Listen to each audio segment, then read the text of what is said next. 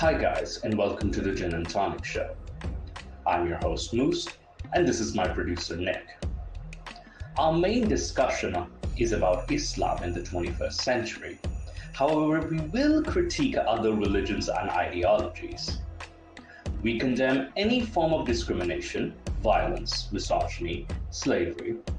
We do, however, embrace many perspectives and free speech if it is factual and correct, and not based on any hate. Throughout the show, we will be exploring different religious beliefs, practices, and their impact on society, ranging from politics, interpersonal relationships, and mental health of believers and non believers. We hope to create an open dialogue for those who feel they're not heard, especially those who have doubts and have left their belief systems. If you are interested in exploring the complex topic of religion and wish to be part of an honest and open dialogue, this is the show for you. We also welcome feedback and discussion from our audience and listeners. The Gin and Tonic Show is a free speech platform where you can express your ideas without any fear of violence and repercussions or any consequences. Please do join our discussion in the live chat as well as the comments. Thank you for stopping by and enjoy the Gin and Tonic Show.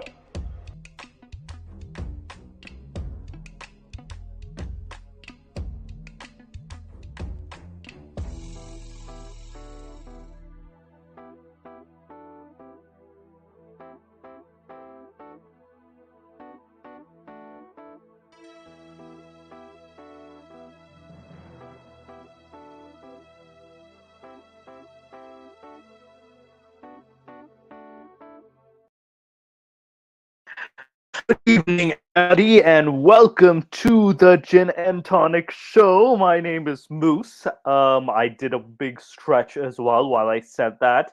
Um, Also, I am joined by a very well mannered, very well cultured, very sophisticated Jinny who will come into your dreams and tell you history, society is complicated.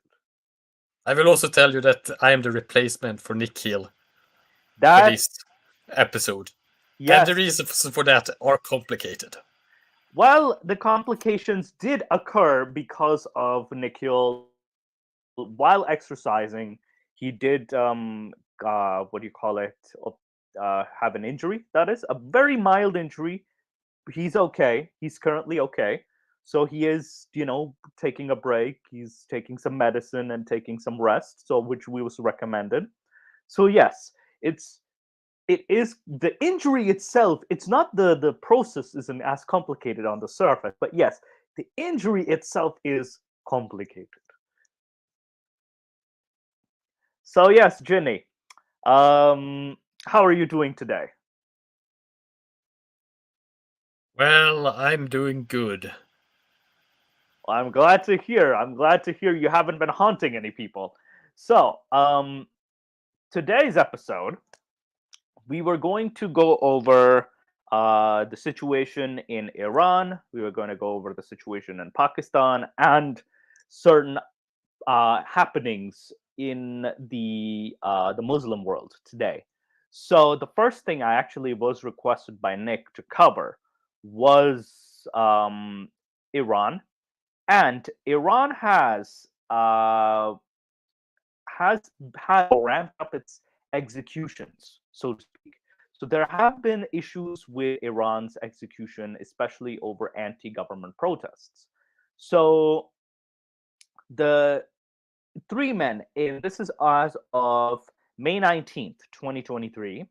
Three men were executed during last year's government. Well, again, they were executed, but they were arrested a few months ago in around February because they did were part of the anti-government protests, which was, of course, as a result of the murder of Mahsa Amini. The girl was found without her um, what do you call it, was again allegedly improper hijab, and that she was beaten to death by the morality police. So many rights group, however, state that they were subjected to forced confessions, torture, and denied due process. Now, these men were Majid Qasmi, Saleh Mir Hashmi, and Said Yahubi, who were executed in Isfahan. So they were implicated deaths of two members of the in the deaths of two members of the Basij paramilitary force and a law enforcement officer during nationwide protests. So the rights group, however, say that they were subjected to torture, forced into television confessions, and denied due process. So this was, of course, like I said, as a result of 22-year-old Iranian Kurdish woman, her death. So they had to be brought to television to force their confession. Now, there have been demonstrations that have been called all over the country, which have subsided in recent months, though there are still sporadic acts of defiance and refusal of a growing number of women to wear the hijab, which is the Islamic headscarf that is a legally mandatory in Iran. I think just to add here, as the protests, sure, they've died down a lot, and they are right now only sporadic.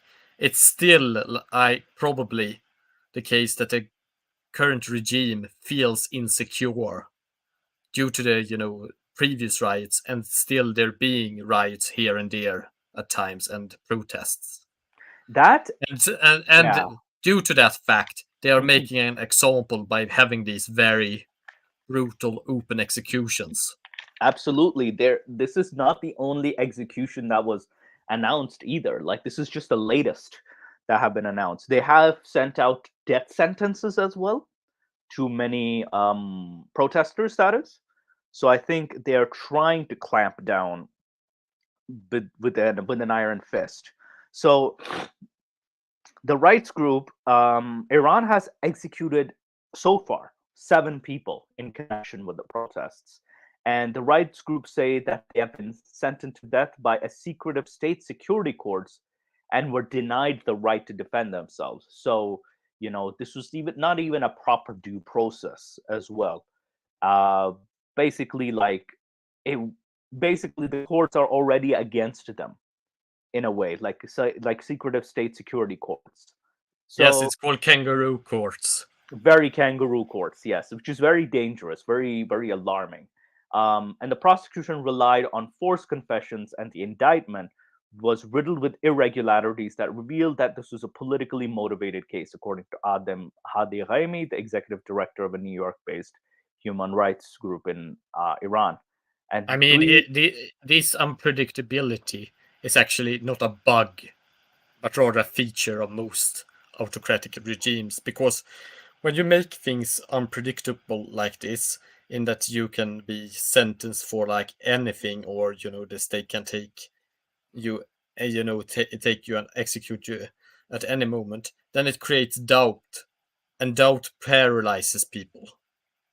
Yes, and that's what there is also but there is also the risk that when you do this, that you actually anger people and you become hated. And as Niccolo Machiavelli said, it's good to be you should always strive to be feared, but you must at any time avoid being hated. Yes, the fear is okay, but the hate shouldn't be there. Like, if you hated, then people would want to overthrow you. Your government, your authority is going to always be at risk, and there will be opportunists pouncing at that moment. So, and by the what do you call it? Some said that the accused were tortured by flogging his feet, using a stun gun, and threatening him with sexual assault. Then also we had a lot of these sentencing was fast tracked through the Iran's judicial system and using torture-tainted confessions. Serious procedural flaws and lack of evidence is another example of the Iranian authorities' brazen disregard for rights to life and a fair trial. So the U.S. State Department, this is Amnesty's Deputy Director of Middle East and North Africa, but now the U.S. State Department has called on Iran not to carry out the execution of these 3 men. The three men had on Wednesday appealed to the public for support in a handwritten note saying, don't let them kill us." But again, they carried out the execution regardless. This was one story, and then just a what do you call it? Um, what do you call it? In spite of this, by the way, in spite of this, there's another story. Um, what do you call it? Let me just present. By the way, this Amina Abdullah. Hello. There are two channels with similar name, one Urdu and one Telugu. You can drop in one of them when you get the time.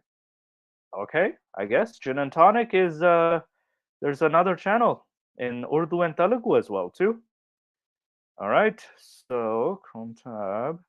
So despite this, there has been a still resistance. That is, Iranian women have been posting images without hijabs, despite the crackdown. And even though the Iranian authorities are moving away from morality police bans towards smarter ways of enforcing the hijab laws, but there are still women posting images of themselves online wearing the hijab as a police deadline for cracking down violators of the country's compulsory dress code is approaching. Now, social media platforms like Twitter, Instagram, which Iranians access by circumventing government blocks, have been flooded in recent days with images of mostly young women posing wearing the garments of choice in Iran's warming spring weather. Now, some are only ditching their headscarves, but others are also going in the way of loose-fitting gowns that laws passed shortly after the 1979 Islamic Revolution required women to wear. A few have even photographed themselves wearing shorts and skirts in public, risking arrest. Now, many images are posted anonymously, but some women have shown their faces as well as they pose in the city, in the shops and malls, at work and universities, or in front of mirrors. And a number of men have also snapped themselves wearing shorts in public, which is also illegal, by the way. Men wearing shorts in solidarity with women, which I'm surprised by because Iran does have a soccer team or football team. I apologize if I use the word soccer to anyone from Europe. Anyway, yeah, which is very surprising. And a growing number of proportion of Iran have abandoned their mandatory hijabs ever since the death of 22-year-old Mahsa Amini in the custody of the morality police. And this, of course, triggered the protests.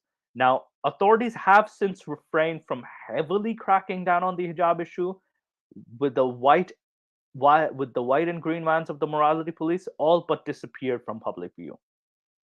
But despite that, the upper echelons of power in Iran have recently emphasized that hijab is an issue central to the Islamic Republic is not something they're willing to compromise on. Yeah, something that controls women, they're not going to compromise on. Which, yeah, this is what religion does to you, man. Earlier this month, the leader Ali Hossein Khomeini, whose speeches signaled the last word on any issue, said that defying hijab laws would constitute religiously and politically haram act that would only serve Iran's enemies, who he has accused of being behind protests. And this is, of course, Jenny, I've seen a common tactic used in Pakistan as well, of accusing a foreign hand behind, your own actions, basically. Like when your own actions triggered the anger of the public, there's always that, oh, this is because of, foreign Western pressure. They forced me to do it. They forced me to do it, yeah. Or they're, it's just always using that excuse that Western powers are trying to influence our people. These are agents and blah, blah, blah. Agents of Israel has been used very commonly. Agents of USA. Oh, that's also something when you say that someone else is doing it and they are an agent. I meant more of the excuse when leaders are trying to excuse their own behavior by saying that they didn't want it, but were forced to. Yes, they were forced to because of, so and so. Like instead of like it's a form of deflecting the blame on from themselves and putting it like on someone else. Like it's not taking accountability for your own actions. And I've seen that quite common with very authoritarian. I've even seen it with democracies. Not gonna lie, I've even seen it with democratic countries too. Like they're not completely innocent, but very common with authoritarian governments. Now, other top officials have said that President Ibrahim Raisi, remarking that the hijab was a legal matter that needed to be implemented, and Judiciary Chief Ghulam Mohsen Ali said that unveiling was tantamount to enmity towards the country's values. Now, the Interior Ministry has also promised a strong response for violators and has backed people who confront women not fully conforming, though they have backed people who confront women not fully conforming to the compulsory dress code. Now, 2 women who faced a yogurt attack for not properly wearing their headscarves inside a shop in the city of Mashhad were arrested alongside their attacker last month after a security camera clip of the incident went viral. But the most stern and tangible warning has come from law enforcement, which has promised to deploy security cameras to recognize people and identify vehicles in which dress rules are not fully observed. And I've actually seen this. Iran does deploy security cameras in my last visit to Iran. So this I am a bit, concerned with. But I do commend the Iranian people if they're still resisting. Ahmed Raza Radhan, the ultra-conservative figure who was appointed, is the country's new police chief, and he was amid this speculation about his predecessor's shortcomings in handling the protest, has said police officers will begin seriously dealing with the hijab offenders from next Saturday, which marks the beginning of the next week in Iran. Radhan said offenders, including people in public vehicles, also a variety of place businesses like shops, would receive a text message which they would be able to argue had been sent by mistake and would therefore effectively work as a warning. But if the offense is repeated, the police chief said individuals would be handed over to the judiciary for punishment, which could range from financial penalties to prison time, while vehicles would be impounded and businesses would be closed. So they are trying to use these tactics too. We deem it our duty in order to safeguard the health of society, blah, blah, blah. Of course, you fucking piece of shit. Also said that those with bad coverings are doing it out of negligence and very few were doing it intentionally. Again, bad covering would be like, here is kind of exposed, but it's a half covering. Meanwhile, the Ministry of Education has promised not to offer educational services to students who flout hijab rules, with several universities releasing similar statements. So the company operating metro stations in Tehran and its house has officially warned that verbal warnings will be issued to any offenders. There will also be proposals to stop offering ride-hailing services to women not deemed to follow hijab rules. Yeah, there are ride-hailing services, separate ride services for women in Iran. But yeah, they've been kind of the purity culture itself is what do you call it? It's quite prevalent in Iran. And with yes, I know this is an entirely different context and such, but this reminds me kind of the Caliph al-Muqtadi trying to impose, the hijab and everything that comes to Islamic mores and Islamic values upon medieval Baghdad back in the day. Yes.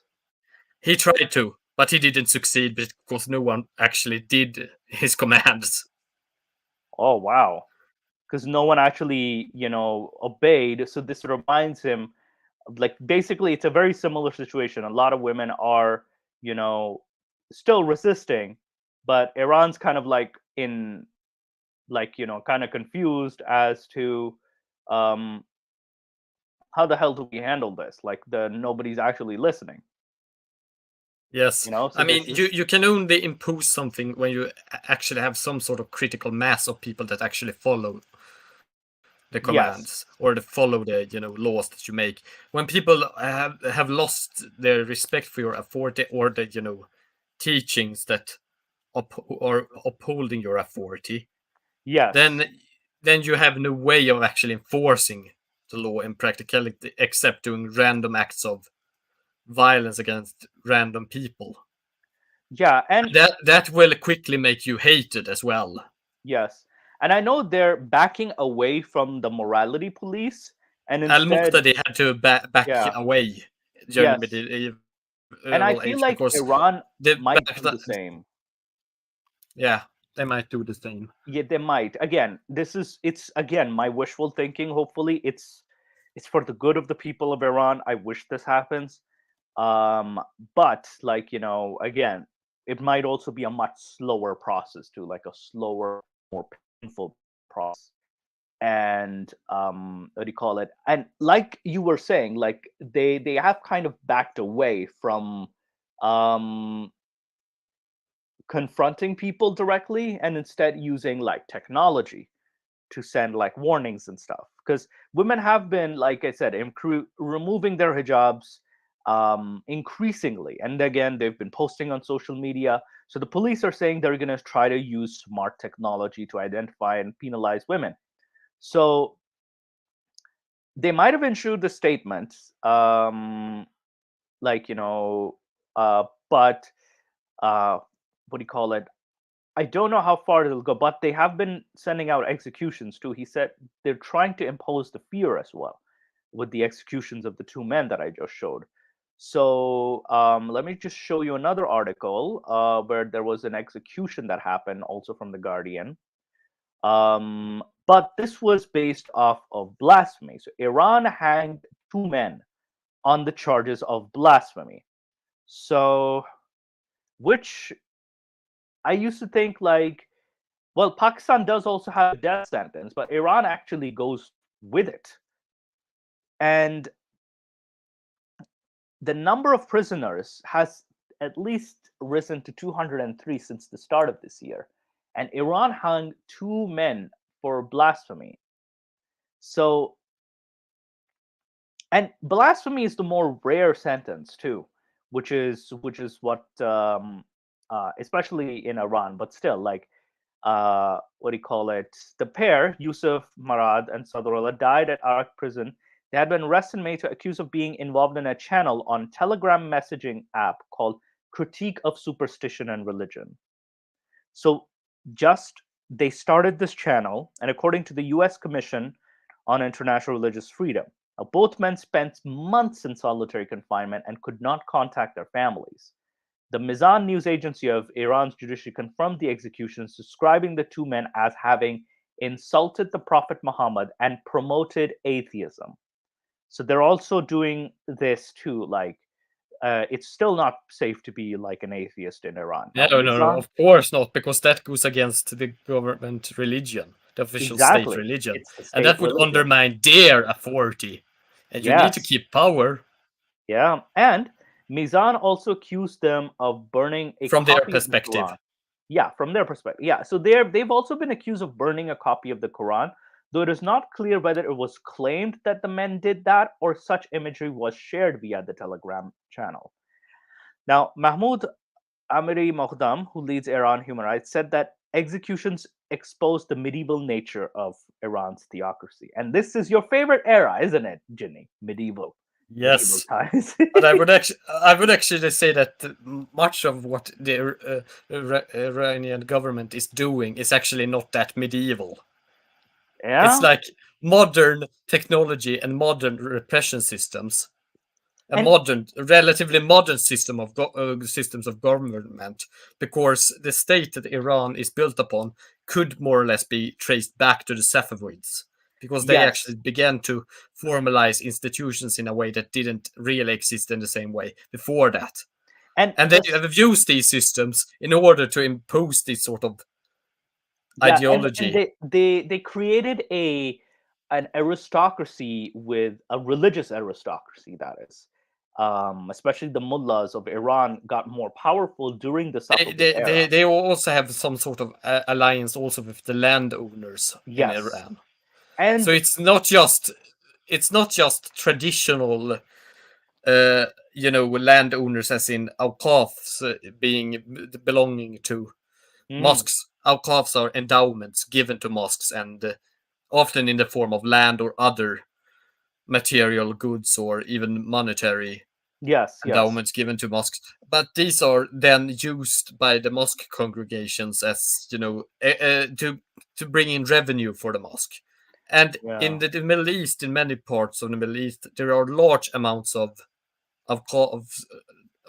in the form of land that is controlled by the mosques. In the Arab world, in certain Arab countries, they are even the majority of the landowners, but not in Iran. In Iran, they have another system called the Dihqan, which was introduced, or rather always existed there, but also spread into other parts of the Middle East during the Seljuk era. They were a Turkish dynasty that conquered Iran yes, and yes. conquered a lot of Okay, other areas. yes, And they also spread this system, but that is more or less a more, I wouldn't say normal, because it's still quite different from European feudal systems, but it's a kind of feudal system where you have families that own land and control yes, it. yes, yes. So And also, and these families are kind of together with the theocratic establishment yes, and in the supporting the regime. yes, especially the theocratic, or another, or simpler terms, religious establishment. And like Ginny said, this existed. The Safavid era basically started in what we call the early modern age. So it's not even the medieval times by technical definition of history. So it's like when the Ottomans captured, Constantinople. That's when when we say like early modern history kind of starts, roughly speaking. Yes, Um, so that's the state structures. The Dihqan system is far yes, older. It even goes back to ancient Persia. But ancient, that system, sure, it has been almost the same, but the people that have been owning the land have changed a lot, yes, yes, probably. yes, So that couldn't really be. It could be said to be even be pre-medieval, but that's a separate part from these state institutions I was talking about. yeah. And also, like this, the human rights, back to the issue.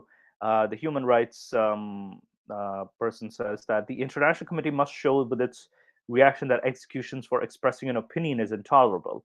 The refusal of the international community to react decisively is a green light for the Iranian government and like-minded people around the world. And I agree with him. Like, you gotta kind of push back.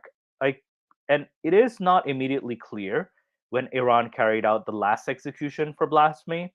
The other countries in the Middle East, such as Saudi Arabia, also imposed the death penalty for blasphemy.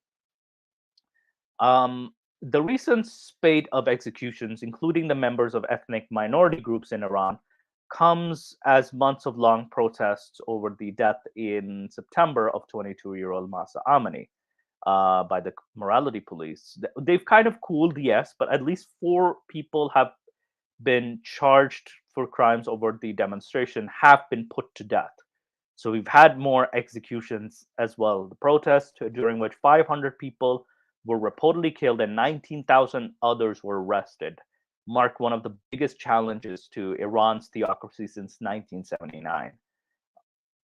In 2022, Iran executed at least 582 people, and up from 333 in 2021, according to the Iran Human Rights. Amnesty International's most recent report on the executions put Iran as the world's second largest executioner, behind China, where thousands of people are believed to be put to death a year. So Iran is just second place. And I used to think like Saudi Arabia would be up there. No, Iran is on top of Saudi Arabia in that aspect. And what's funny is that even when Pakistan has the death sentence for blasphemy, in comparison, I know I'm comparing it to Pakistan, seems to be like a hesitation in terms of, they don't the state doesn't necessarily perform the execution, they just end up arresting it. They're more afraid of the mob, if anything, which is the opposite situation. If anything, they're more afraid of the vigilantes trying to kill the prisoners. So it is a weird, and a lot of people will say that, you know, Pakistan doesn't execute the people. They're still rotting in prison, you know. So they're still, it's like Pakistan's, they just would rather keep the person in jail than, you know, have them killed by the mob. But yes, Ginny. Yes. Oh, you were about to say something? No, you Oh, said okay. Ginny. Oh yeah. So I No, wonder why you asked. okay. Yeah, so yeah, no, I just wanted your comment on like Pakistan's weird situation too, like the blasphemy where it's I mean, it's for the it's so, state, Pakistan yeah. state, it still needs to have relations to the Western world. And if they, execute too many people, that risks hurting that relationship. That's also a So big they want issue to as well. probably keep it on the down low. And And also, if you yeah, allow, and also, since they're kind of afraid of mob violence as well, because mob violence also can go out of hand and also, damage the state or, damage the, authority apparatus. yeah, and I think in my last video, we did mention that there have been underreporting of blasphemy incidents, lynchings, that is, mob lynchings as well. So they have been not reported by mainstream media outlets, and instead they've been reported on TikTok, on social media instead, or people have been sharing videos about it instead of the news apparatus of Pakistan actually trying to, like, I'm guessing they're discouraged from reporting these incidents. Either, again, like some people say, it's for the safety of the victim itself, or on the other hand, we also have the image of the country, like you said. The image doesn't look good on your country if there are too many vigilantes, are there? It doesn't look very good. Also, yes, hello, Dude Abides. But I had another story which was from, I think it was from Pakistan. Um, yes, it was related to the trans community in Pakistan. So there was a ruling in, I know in 2018 Pakistan released a bill that was in favor of the granting the trans community their rights, but the 2018, it's now seen as un-Islamic. So I'll read the article for you guys just to get a clearer picture. So transgender activists in Pakistan said they plan to appeal to the highest court in the land land and Islamic court's ruling that guts a law aimed at protecting their rights. So it was the Trans Persons Protection Rights Act. It was passed in Parliament in 2018, and it was to secure the fundamental rights of transgender persons in Pakistan. It ensured their access to legal gender recognition, among other rights. Again, right not to be discriminated against in work, and also like right not to be fucking killed, kidnapped, and all that stuff. Like they had to codify all this. Now, many Pakistanis have entrenched belief systems on gender, sexuality, and transgender are often considered outcasts. Some are forced into begging, dancing, and even prostitution to earn money. They also live in fear of attacks. So, the federal Sharia court on Friday struck down several provisions in the landmark of the laws, terming them un-Islamic. And it ruled that a person cannot change their gender on the basis of innermost feeling or self-perceived identity, and must conform to biological sex assigned to them at the time of the birth. Now, again, regardless of the what do you call it, your opinion on the trans community, but this is, you know, uh there has been like a sort of like, it's a lot more unsafe for a trans person to be in Pakistan, that is. The Sharia court has also constitutional mandate of examining and determining whether laws passed by Pakistan's parliament comply with Islamic doctrine. Now, and I did, when I was in Pakistan, I did hear two conflicting mosques. One of the mosques had demonstrations outside that the entire act of the protecting the trans community was un-Islamic. There were demonstrations, and I was passing by in the streets of Karachi and just looking at these signs. Though I heard another preacher, even though fairly misguided, but he was trying to say, no, they are born this way. This is how God made them. So he was trying to appeal to the more softer religious sentiment, like this is how God created them. So that was the only person. But yeah, there were a lot of demonstrations that did say that the trans community, this is un-Islamic, and there have been around a dozen activists protesting in the southern port of city of Karachi. And yeah, Karachi is there where most of this is happening. What do you call it? And it's funny too. The Sharia court has the constitutional mandate of examining and determining whether laws passed in Pakistan comply with this. So even if a law is passed, they can kind of strike it down, which grants the Sharia court or the Hudud court more powers. Now, lawyer Sayar Aram Malkini was speaking to an event organized by Gender Interactive Alliance, denied that the legislation was un-Islamic. She said that the existence of two genders did not limit the concept of gender identity, and that Islamic texts, including the Quran, did not associate specific behavior to specific genders. Now, I will disagree with her on this because, with all due respect, I know there's nothing in the Quran for sure about this. For sure, there's nothing in the Quran about gender identity. But if you go to the Hadith, there is Hadith literature on this. There is Hadith literature that you are forbidden to change your gender identity, like you're forbidden to appear like a man or a woman or the opposite of the sex that you were assigned. So this has been quite the, what do you call it? Quite the issue in Pakistan. Also, I'm going to say island as well.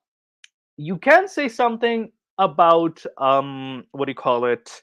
The complex history of the trans and the LGBTQ plus in medieval Islamic cultures, which was a bit different compared to like what Pakistan's doing.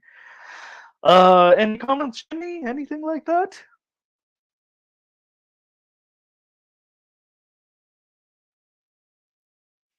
Sorry, I'm back. I was just getting some water. Oh, no worries, no worries. Yes. So yeah, the overall news is they're gonna try to. I think they can appeal it to. But I did hear everything because I had, I have headphones without any wireless headphones. No. Okay. So I did hear everything, and yeah, when it comes to trans and Islam, it is very complicated historically. Yes. Because you do have the cases of where castrated men are considered women. Yes, absolutely.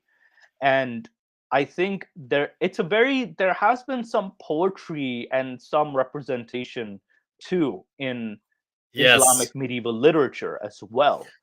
But there's been a lot of things in Arabic poetry. Tell me about it.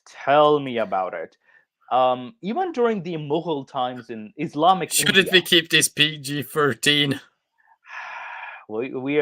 Listen, Jenny, we are a free speech platform. This is a free speech platform for adults. So unfortunately, we are permitted to go above to the adult range, that is. But I know for I'm not necessarily gonna subject you to the I'm glad that my FFP is, PFP or fuck. PFP is not capable of blushing right now. That's okay. You don't need to go into old Arabic poetry about the sex and sexuality of many people. So don't worry. I'm not going to ask you to do that. As I know you will be tempted to talk about it at least, but I won't force you to. Temptation denied. All right, so now we're going to go into another Pakistani issue, which was, I think we were talking about Imran Khan's issue with the political situation, that is. So Pakistan in Lahore, it's still pretty tense. And what do you call it? The police said that they will search Imran Khan's house. And so there have been what do you call it? They're looking for suspects who attacked the military installations. So Pakistan's news are what do you call it? Dawn reported that 4-member delegation and the Punjab government arrived at Khan's residence. TV footage showed government officials and police entering the home with scores of cameras on their back. Mir later confirmed that the team was sent to finalize the SOPs for the search of the house. So they're still giving Imran Khan a sort of like a hard time, because Mir had given a 24-hour deadline to hand over suspects on Friday. And that hundreds of policemen would conduct the search. Now, he claims, we have information that there are around 40 terrorists hiding there. So I think we need some 400 police to search the house. So they, again, allege that there are 40 terrorists hiding in Imran Khan's house. The provincial official also ruled that the government's plan to rearrest Khan during the search operation. He said that we don't have any plans to arrest Khan because he's on bail right now. He's currently on bail. And in a tweet on Friday, Khan said that the unprecedented crackdown on his PTI, Pakistan Tehreek-e-Insaf Party, and its supporters is being conducted under a reign of terror. So this is his tweet. The mindset behind this unprecedented crackdown and current reign of terror. Sorry, I'll have to open Twitter now. Sorry. Okay, I'm going to open Twitter now. Okay. Share screen. At Twitter. Okay.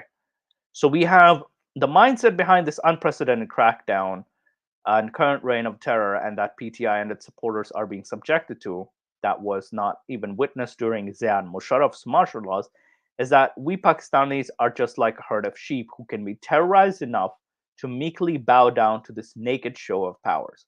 Well, we won't, because we are humans, and an ummat of the greatest leader of all times, who made us pledge to Allah, and we will bow to no one except Him Almighty.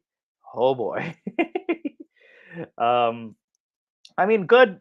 The thing is, like, the greatest leader, of course he's talking about Muhammad, and we are humans, an ummat of the greatest leader of all times, who made us pledge to Allah that we will not bow down to anyone except Allah. Oh boy. Ginny, any comments?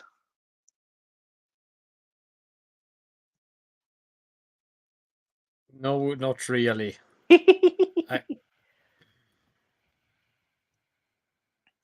All right. So I wanted to react to a video by Haris Sultan, where he explains the situation. Though it's a 28-minute long video, but we could cover the other items first too. What would you prefer, Ginny? It is your show. You decide. All right. So I'm going to cover the other articles first. So there's also this news as well. I know I'm just covering all the news from the Islamic world per se. So there's also this ban at a temple. ban on Muslims in a temple, which is a sign of India's new intolerance. This was what weirdly surprised me. Different faiths were once able to celebrate together in Karnataka, but now Hindu vigilante groups are targeting those who don't share their beliefs. So, this is in the Bapanadu Sri Durga Pareshwari's temple that had stood as a symbol of India's cohesive religious past. It is said that the Hindu temple, which sits in the bank of the Shambhavi River in India's southern state of Karnataka, was built by a Muslim merchant, Bapa Biri, after a goddess came to him in a dream. The land to build the temple was donated by a local Jain ruler. Over the centuries, its unique origins were regularly honored, and the annual festivals, celebrations, and buffalo races that took place at Bapanadu Temple were attended by Hindus, Muslims, Christians, and Jains alike. Now, there was always this harmony, said Dugana Savanta, a member of the temple committee and direct descendant of the Jain king who donated the temple land.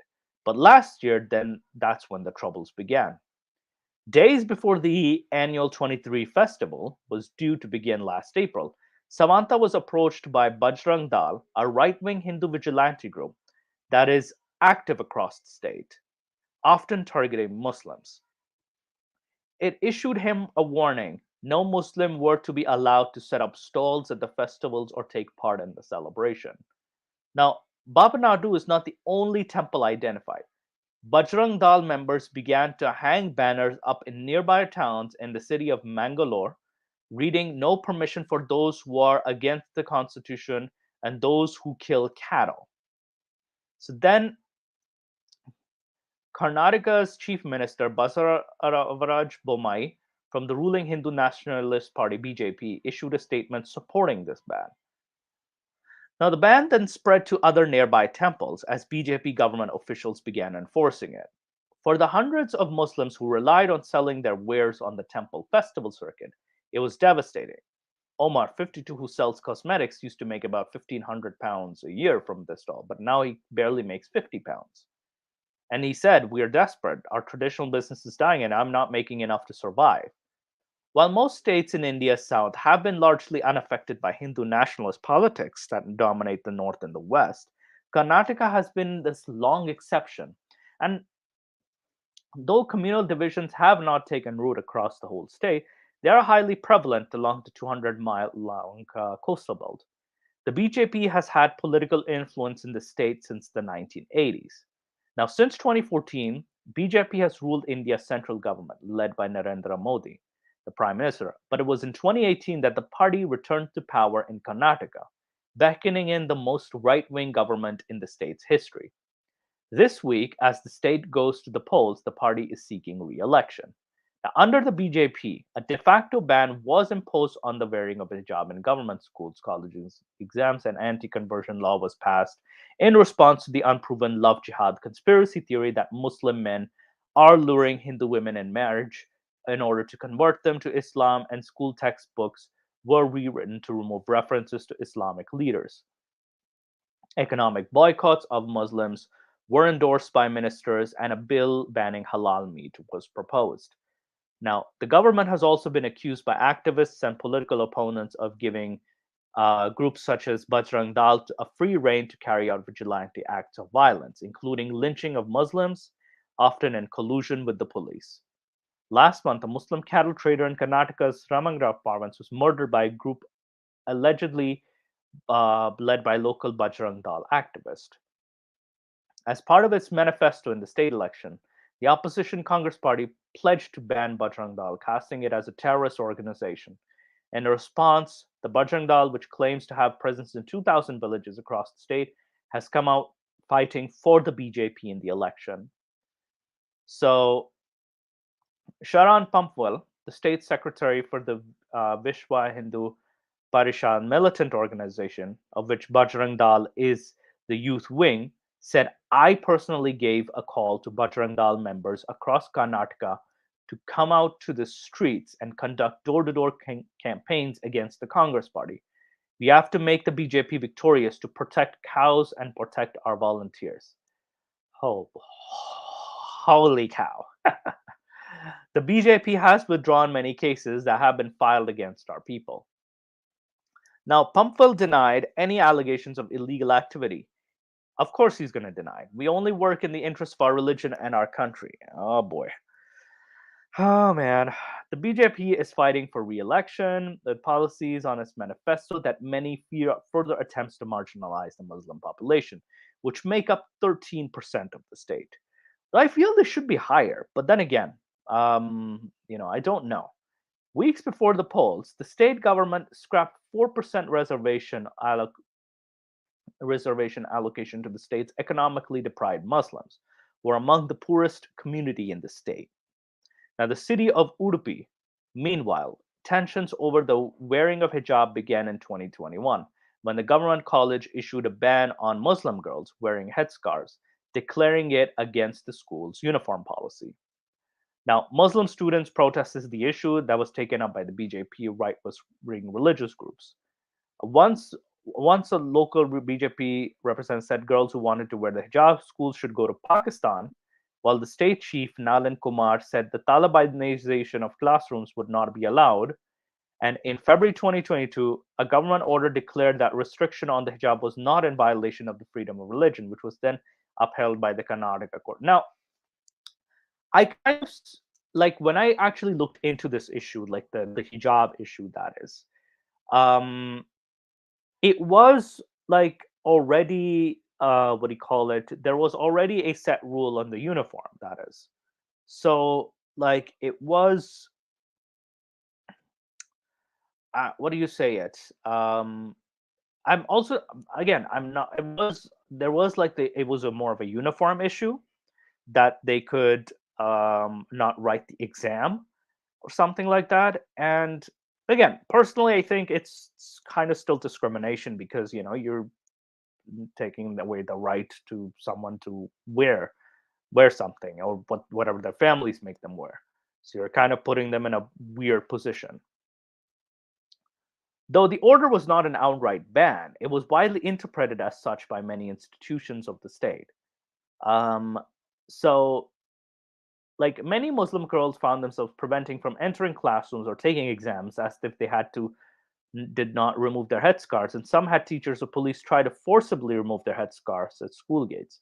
According to a submission made to the Supreme Court, which was taken up to the matter, 17,000 girls did not sit in the exams after the order, and thousands are thought to have dropped out of education altogether.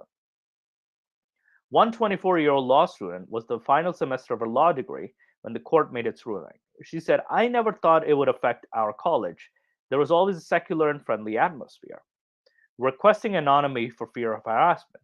But after the court passed the order, our college summoned all 40 girls who wear hijab in the auditorium and asked us to make a choice if we want to continue attending classes. Like many others, she refused to remove the hijab and was banned from attending classes, missing out on the final lessons of her degree.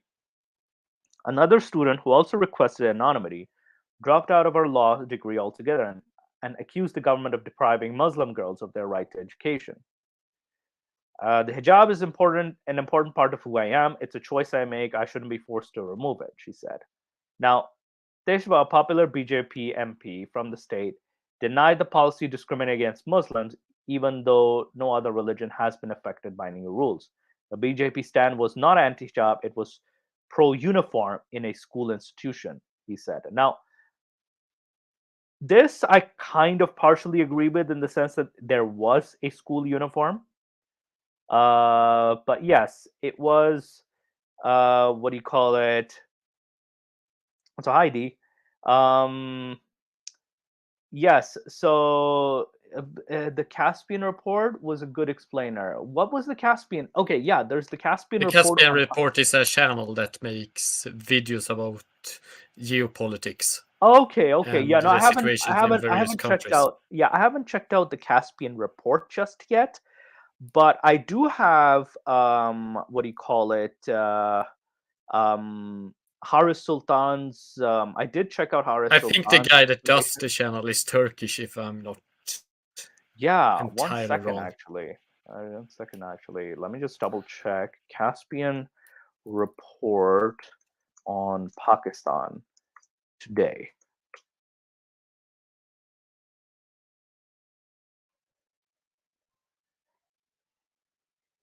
Okay, so there is something from 8 days ago. Okay, so we can actually react to this video. Thanks, D. All right, let me just see. Let's just share the screen. But yeah, overall, like there has been India has it's a bit of a troublesome situation. Like I'm kind of like against like why would just don't ban a headdress like over a uniform. Like let the girls write their exams at least, you know. And it's like don't deprive them of their education. Like that's what I'm against. Like don't deprive them of that. So yeah, that's it's kind of my take on that. Especially because now you're entering like discrimination territory. Um, so, but yes, so this is a report called Pakistan is Dying. I do have another one, which what do you call it, of Haris Sultan, but I'll show you parts of it too. But let's armed see that. state on the brink You can see this, Ginny? I can see it. Perfect. of collapse. It's the stuff of nightmares, but it is slowly becoming Pakistan's waking reality. Its import-dependent economy has run out of foreign exchange, causing food and energy shortages, and the resulting economic hardship is driving political polarization, radicalization, and extremism. Such developments would be troubling anywhere, but for nuclear-armed Pakistan, domestic instability feeds into wider border disputes with India and Afghanistan, who may look to advance their territorial claims, and the consequent escalation could destabilize South Asia, potentially dragging the world down with it. Oh yeah, there are some disputed claims with Afghanistan for sure, and with India as well. So there are some, especially like the Northwest Frontier or the KPK province and parts of Balochistan, Afghanistan does claim. But even Iran has sort of a claim on that too. Into the bargain is a looming debt crisis. Islamabad is in hook to the IMF, the World Bank, China, and others. Meanwhile, the military is watching events closely, with many fearing another coup. Pakistani society thus needs cooler heads and agile policymaking to claw its way out. Because while economics is a gun, politics is knowing when to pull the trigger.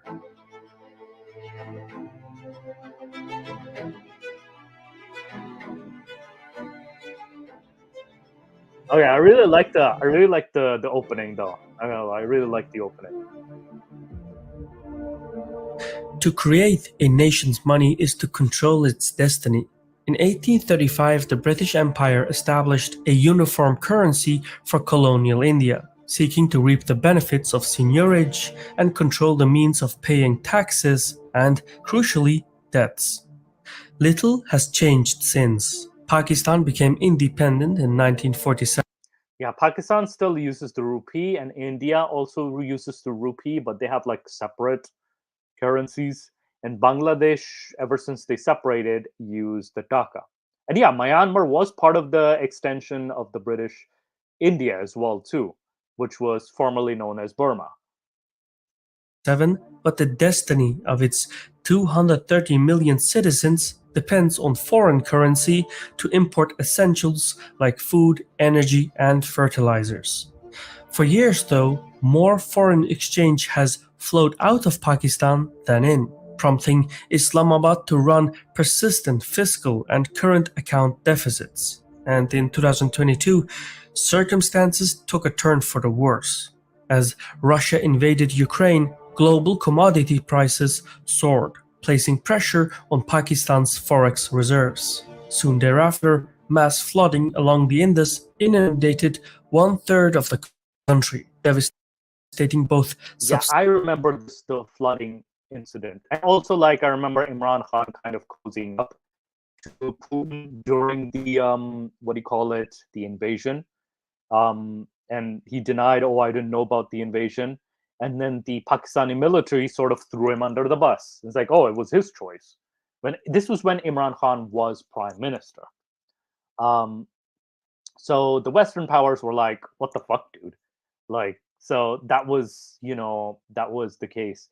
And also, like the floods, were just devastating. Honestly, these were some horrendous floods, and this isn't the first time too. There have been floods before, but these just destroyed a lot of things. Subsistence farms and export crops. The resulting double whammy increased Pakistan's import dependence while depriving it of export income and burdening the state with an additional $15 billion repair bill, which equals roughly 4% of the GDP. By January 2023, currency reserves were sufficient only for several weeks of imports. Islamabad responded by imposing blackouts, raising tariffs on energy insufficient imports, and leaving food and raw material shipments in port. A lot of things were just stuck, and they were just at the, what do you call it, the borders, and then they're just waiting for the payments, and nothing was getting cleared. While this clampdown stemmed the payments outflow, it caused production cuts and industrial decline. The textile industry, accounting for 1/10 of Pakistan's GDP and 2/5 of employment, laid off 7 million workers. Meanwhile, factories saw gas bills raise production costs, making local products uncompetitive on global markets. Economic privation has heightened political tensions within Pakistan and with its creditors. Islamabad's current IMF program began in 2019 under Imran Khan's premiership. As a cricket player, Khan was no stranger to spin, but not even he could square his pocket. Okay. Like, he was a fast bowler. He wasn't a spin bowler. Like, just getting it out there, he wasn't a fast bowler. This is just his way of making it dramatic. Yeah, I know. There's been reports like this. Plus, Yeah. he likes his doomer narratives a lot as well. Yeah. Because it makes clicks. It makes people watch. Yeah, that's true. Because like it's also the spin. This is something I'm actually become a little bit more critical of him since I saw some of his videos that were downright wrong. Yeah. So it's like, I'm like, he wasn't a spin bowler. He was a fast bowler. And I mean, the way he used one of the graphs before, for example, with this long dip, but it was within such a short interval that you don't see in a longer perspective have these dips been common before. Yeah. And in one graph, he said, "Oh, this is a catastrophe," but you see similar dips before in history that are even deeper. Yeah, absolutely. I don't think Pakistan is on the verge of collapsing. Yeah, because like, where was the graph that he posted? I'm just gonna take a look at the graph. Yeah. So this to run persistent fiscal and current account deficits. Yeah. So this was the account. I mean, this is very short period as well. These are just some months, and even again, then, you see that it's almost in back 2022 at the top before. Circumstances took while the wait. Let me just see if Pakistan's forex. Okay, this is the forex reserves. Okay, so forex reserves have been lower before. So as of between 2012 2016, that says here the graph, they have been lower. We have reached similar points. I mean, even before during in the 2000s.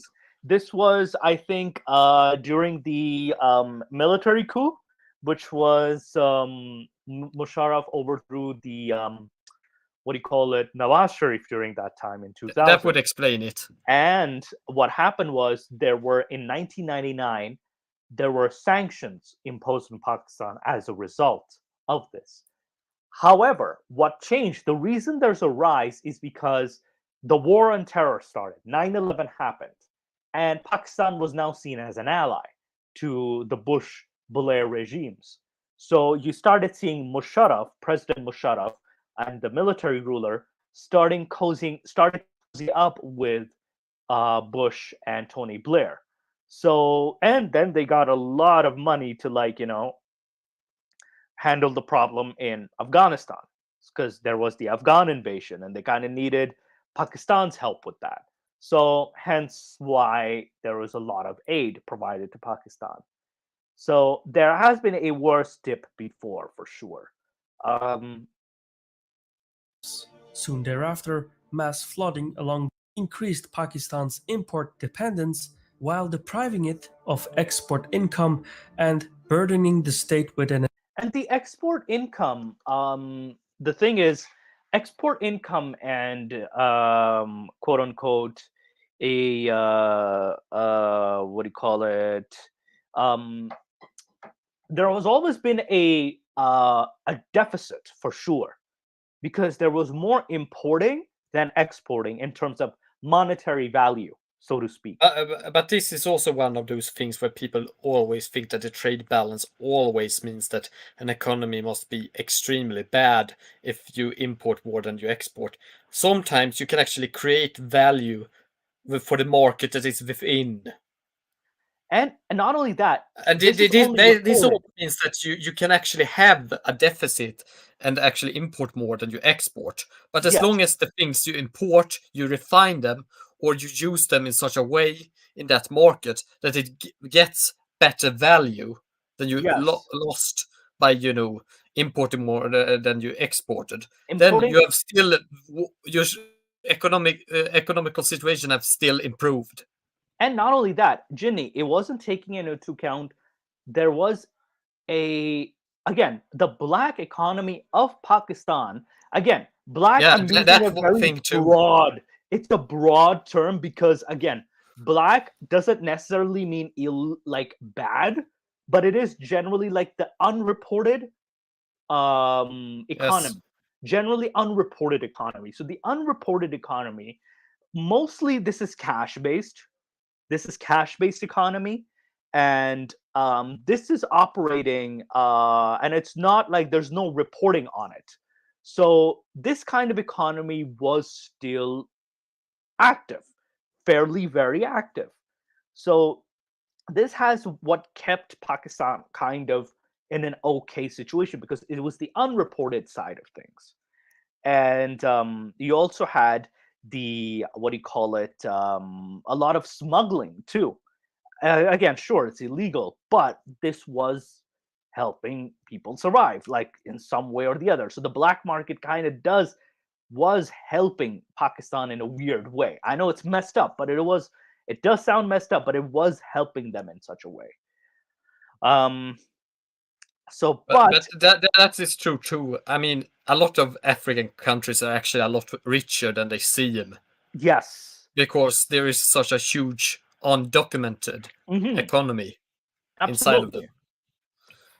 Now, the issue Now- here is Now that, back to Caspian Report. He's somewhat of a doomer, but yeah, let's finish the video and see how much of a doomer he is. and though in this situation, I can give him credit. It is bad because there was a shutdown.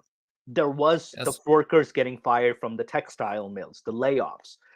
Then this was the biggest layoff we've ever seen in a long time, and we did have shipments just waiting, and nothing was cleared. We were waiting for a long time, and there was just no clearance because they're out of forex reserves, and a lot of this was due to the political corruption.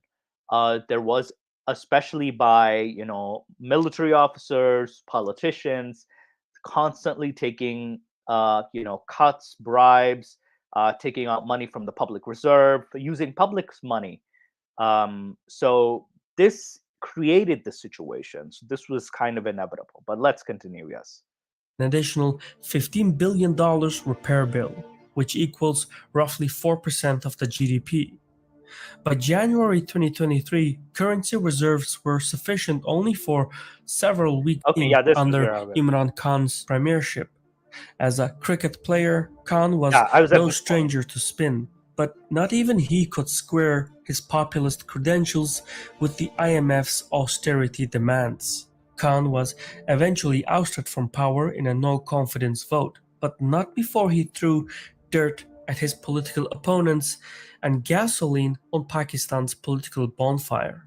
Now, the resulting crisis could force Pakistan to transition to a market-determined exchange rate and halt energy subsidies, thus raising inflation, lowering consumption, and inducing a recession. Well, to be fair, the currency value, he is correct that the currency value itself has been plummeting ever since. And also, the most recent things that happened, like Imran Khan did point out, he was pointing out that the military establishment was calling the shots, and he did point out that the no confidence vote that the opposition decided to take was, he accused certain American diplomats of inspiring this too. So there was a little, like, turbulence, and then the military encouraged the what do you call it, what was happening. But such measures may only radicalize a society where the cost of living is starting to outweigh the benefits, and with few democratic avenues available, militancy is surging. Extremist attacks rose by 27% in 2022, culminating in one of the country's most deadliest attacks ever at a Peshawar mosque in January this year. Moreover, jihadism in Pakistan is inextricably linked to territorial disputes. To be fair, the terrorism and the crime related to it is actually fairly stagnant. Like, it has been consistent if you look at the figures, that is. So it's been like kind of like all over the place. The concerning issue was more the blasphemy lynchings, that is the radicalization of society in itself. That was the bigger concerning situation as well. The Pakistani and Afghan Taliban de facto reject the validity of the Durand Line, a British colonial era border that bisects Pashtun territories. Yet, as a jurisdictional shield, the border allows for militant incursions into Pakistani territory, and should the country crumble internally, the Taliban will look to leverage nationalist sentiment among Pakistan's 40 million ethnic Pashtuns, located chiefly in Khyber Pakhtunkhwa, to push for diplomatic recognition or increased Pashtun autonomy. Such events could ripple out to neighboring Balochistan, which has been plagued by separatist militancy since 1948.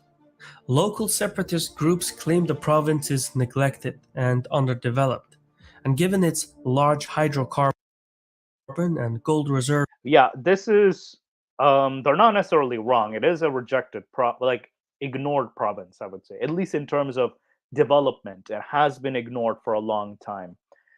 Though the Pashtuns aren't as many as in number compared to the population in the Punjab province, but there could be some issues because there are Pashtuns, within Pashtuns, like there are also complex relations too. So because it also, like, you have also the Shia Sunni Muslim as well that are living in the province too. So there is some like conflict there. But yeah, he is right about Balochistan, though. a weakened central government may swell the ranks of separatist forces wishing to break away from Pakistan. If both the Pashtun and Balochi territories were to rebel, there wouldn't be much left of Pakistan. And again, this fear has been there for a while. This is nothing new. This fear has been there. But how likely is The this fear? greatest threat And it's hard to tell, Ginny. It's very hard to tell because I've been hearing of this since 2007.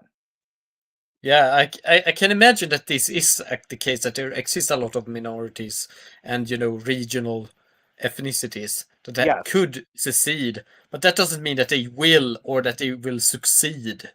Yeah. Or that, I mean, even in a crisis situation, if things are dying, as Casper report seems to indicate, it could be that you actually double down and make it so that it becomes harder to secede. Mm-hmm. Yeah. And also, like, Imran Khan is kind of like also the factor here too, because we also have a lot of complex relations within these ethnic groups as well, because not necessarily all Pashtuns are going to be united necessarily. Like there are I know. divisions How is within it? Pashtun. How is it? Is it with the Baluchis? I know that they are a major group in Iran, but how is it in Pakistan? Pakistan, they're actually what do you call it? They're not very populous region though, Balochistan. All right. But they are there's a lot of them that live in Karachi. They do like, which is in the Sindh province, by the way. So a lot of them live in the Sindh province. And with Balochistan, what do you call it? There's also the issue of, I think there's just a lot of underdevelopment in the region, but there was also the tribal issue as well. Like, because they do, there's also the issue of there was one of their leaders got killed in an operation against by the Pakistani army as well. So there have been some resistance movements, and there have been activists, Balochi activists, who have actually had to leave Pakistan. Because I know that Baluchi separatism is a thing in Iran, so I wondered how much it was in Pakistan. It is there, yes, it is there. I think it's just slightly different from Iran, though. Like, it's a bit of a different movement compared to the Iranian Balochi movement. But yes, there is a movement for sure. It's just not a very populous region, and there tend to be a lot of underreporting from that region too. So I could be wrong. There's a lot of underreporting. To South Asian stability would be the status of Pakistan's nuclear arsenal. As of 2021, Islamabad was assessed to have 165 nuclear warheads, 4 plutonium production reactors, an expanded uranium enrichment infrastructure, and new delivery systems in development.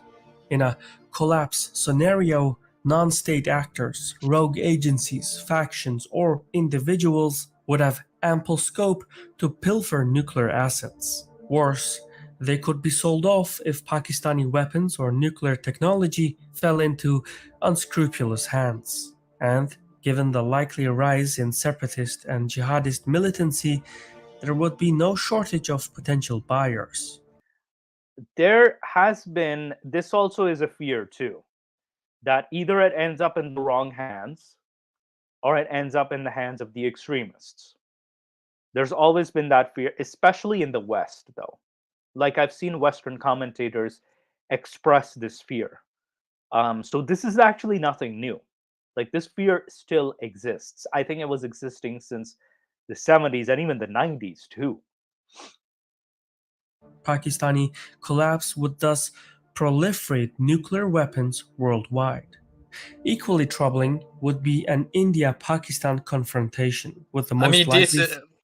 Wait. I will also add one thing. The fact that Pakistan is a nuclear country will also act in its favor, because other nations will not allow Pakistan to completely collapse. They will interfere before that with economical aid, military aid, whatever is required in order that these nukes don't get into the wrong hands. Absolutely. Because you have, because in a recent report, China did implore Pakistan to control the situation, especially about the militant situation, especially.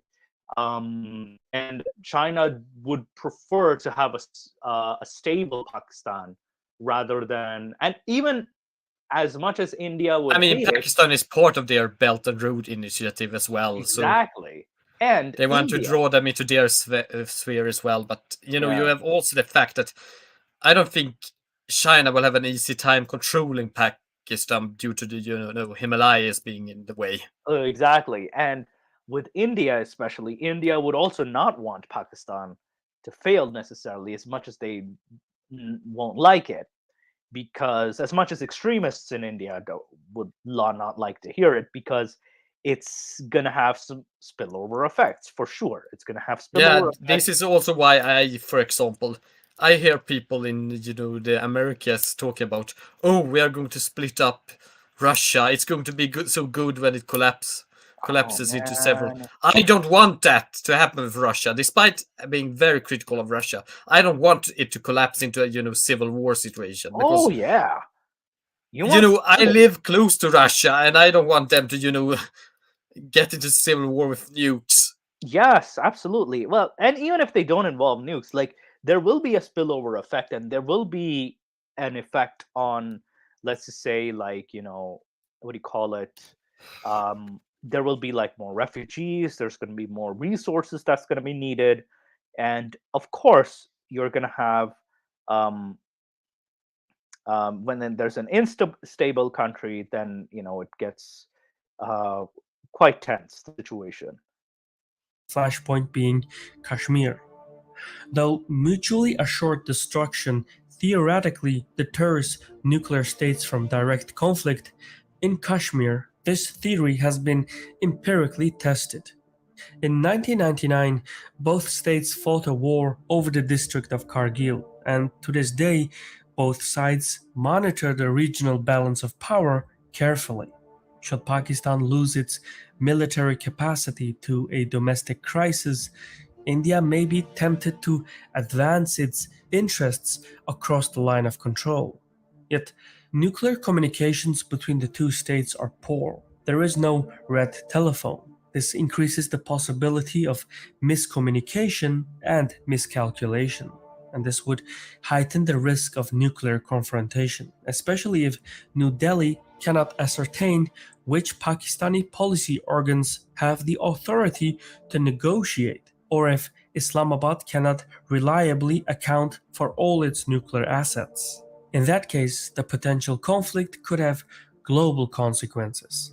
Pakistan's crisis, therefore, is the world's problem, and preventing a spiral of radicalization and instability means first solving the economic crisis, reducing military spending, pursuing economic diversification. This is true. Military spending is the biggest thing that hits Pakistan. Military spending. 47% of the budget, 47% of reported budget, by the way, just goes to their expenses. Just the expenses. We're not even talking about the salaries, like the other salaries, too. So, this situation, it gets worse. Yes, also, D is correct about the Balochi. I forgot to mention this. There was a Balochi activists have disappeared, by the way. So I will get back to this point as well. And what do you call it? There was even though in Toronto, her body was found drowned in the lake. Um, at the I think it was the Harbourfront. However, again, Toronto police, I don't trust the Toronto police because they're fucking dumbasses. I tell you not, they're fucking dumbasses. I do feel that there could be some wrongdoing. They claim it's no wrongdoing, but given the fact that they let someone like Karla Homolka walk free, I don't trust the fucking Canadian Toronto police at all, or any Ontario police for that matter. So yeah, um, there definitely could be some foul play in her murder, because someone could have just pushed her into the lake. So, and also activists have disappeared for sure, so she is correct. um I'll have to look into this Dudabais. There is going to be a what do you call it? I'll definitely look into this. uh there's He was an all-rounder. So uh yeah, I know. It's the cricket fan inside me. But yeah, he was an all-rounder, and he was a fast bowler, all-rounder, and he was the captain. And I would say more than a decent player. He was actually like the one who gave them the World Cup, like who was the captain who won the World Cup. So, and also he had the good looks to make him famous. So he does have quite the following. And Imran Khan, even to this day, has quite the cult-like following too in Pakistan. So, what do you call it? It definitely is diversification is an interesting situation. and reducing import dependency But yes, the military does eat up a significant chunk of the budget and a significant chunk of the expenses. And military officers, of course, there was a report that they did take from the state the gifts treasury as well. They took even what do you call it, small items that belong to the state. So they've been kind of like freeloading a lot. will help, but the bedrock issue is the foreign debt. Pakistan's geopolitical importance during the Cold War and the Afghan conflict granted it access to nearly endless loans and bailouts from the IMF and other Western institutions.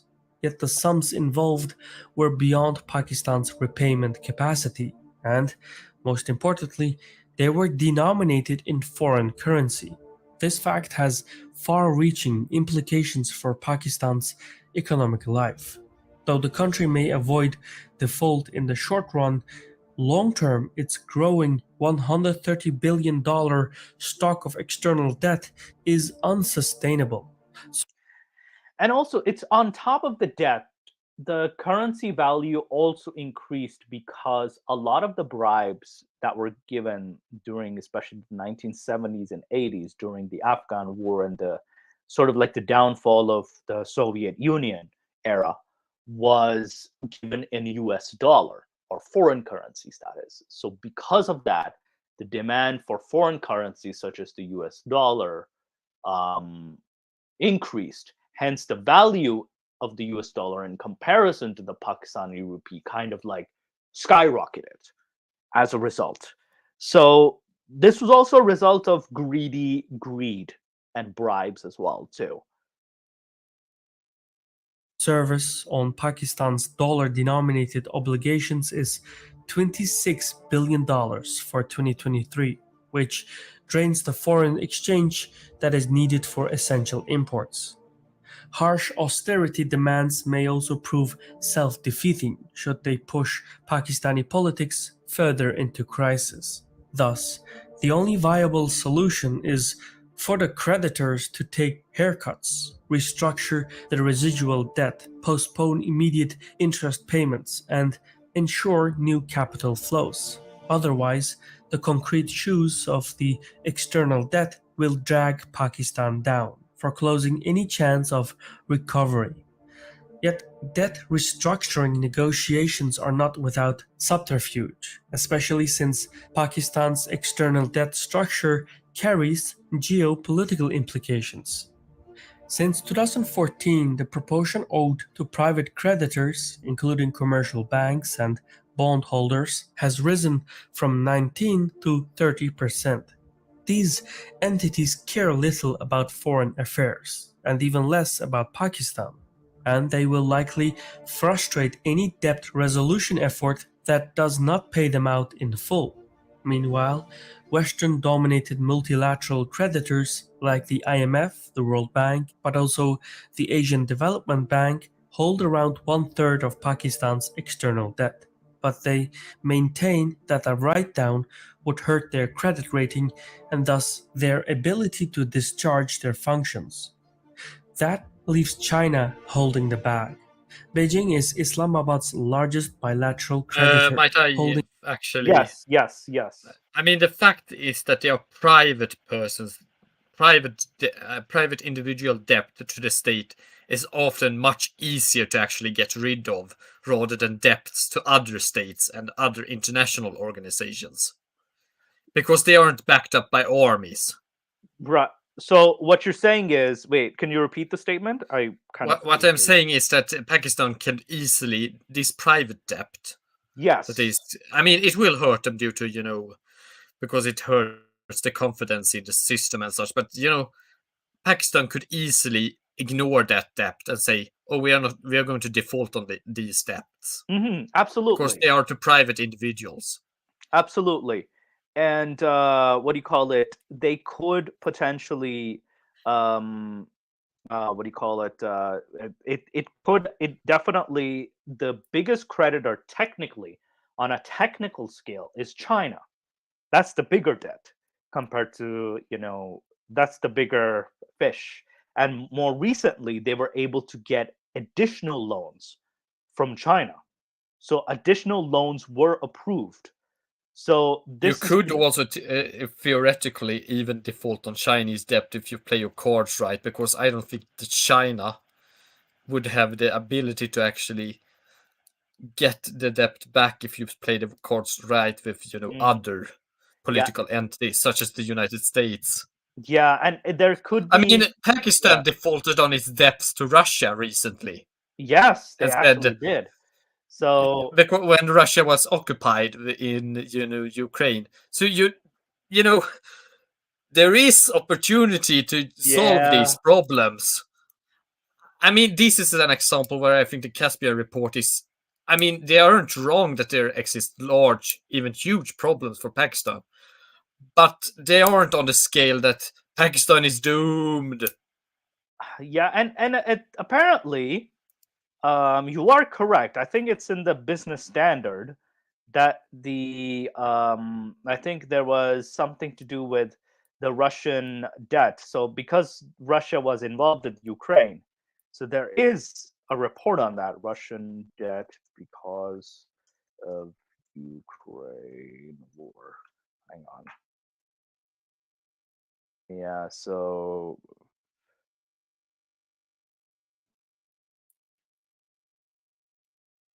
yeah, there was some issue with that. I think that may have been why Khan went to what do you call it, Russia, and also was able to get a discounted Russian crude oil. That is, he was able to get oil at a lower price during that time. So again, the situation weirdly presented itself. 1/5 of its external debt. It is also Pakistan's best hope for debt forgiveness, since Yeah, you are correct on that Pakistan one. could negotiate a write-down one-on-one. There is also a qualitative difference, since the Chinese debt pertains to tangible infrastructure projects like the China-Pakistan Economic Corridor, which connects Xinjiang with Gwadar Port through Pakistan, reducing trade dependence on the Malacca Strait. Having sunk $65 billion into such projects, a stable Pakistan is crucial to Chinese interests, and given a rise in attacks targeting Chinese nationals and the threat of jihadism spilling into Xinjiang, Beijing is unlikely to force Islamabad to repay its loans. Doing so would harm the Chinese position on the grand geopolitical chessboard. Yet, China did not. Good that he mentioned it, at least. At least like the China situation, China would not necessarily want, to let go. And this was one of the. But that was also my entire point. China is also actually forced to concede a lot of things to Pakistan if they want to have these advantages. Yes, because they could get, like you said, like the debt forgiveness, especially. And also the fact that they do want they see the long-term benefit of the roads, and also like the economic access to, like, I mean much of Pakistan's population is also relatively young. Yes, there is a good future for Pakistan if they play their cards right. There is potential. But I'll tell you this, Jimmy, there's a lot of brain leak too. There's a lot of. I'm not doubting that. But what I'm saying is that I could see Pakistan, maybe not right now, but in a decade or two, actually begin to take the steps that India are currently taking. Yeah, or even like sort of better steps in comparative terms. Better steps, or at least like trying to improve the situation. Because it does need a huge cleanup, like, economically speaking, socially speaking, as well as, what do you call it? I mean, there are places in both, Africa and in, I would say, yes, South America and in Asia, that I could argue are actually dying, and Pakistan is not among them. I know Pakistan in I know that Zimbabwe for a while had a worse situation than Pakistan. I remember, and I think even Eritrea is far worse than the situation in Pakistan. Yeah, Eritrea. The situation in Eritrea is kind of complex, Yeah, and we should not get into depth with the conflicts about Kushites, various Semitic groups, and the overspill of the Ethiopic civil war into that, and everything that's is going to get this Gin and Tonic show bogged down. So let's continue with Pakistan in this video. all right. Become a great power by making unilateral concessions. So, some parallel compromises from Western creditors, even if symbolic, may be needed to grease the wheels of debt forgiveness. Ultimately, Pakistan's crisis could quickly become everyone's problem should it spiral out of control. The country is on the brink of economic and political collapse, and while Pakistan's nuclear arsenal makes it too big to fail, its foreign debt burden is too big for it to succeed. For the moment, creditors hold the whip hand, but soon even they may consider debt forgiveness, not as an act of charity, but as a concession to realism. As it turns out, debt that cannot be repaid won't be repaid. Well, that and also like it's the stability of the situation, right?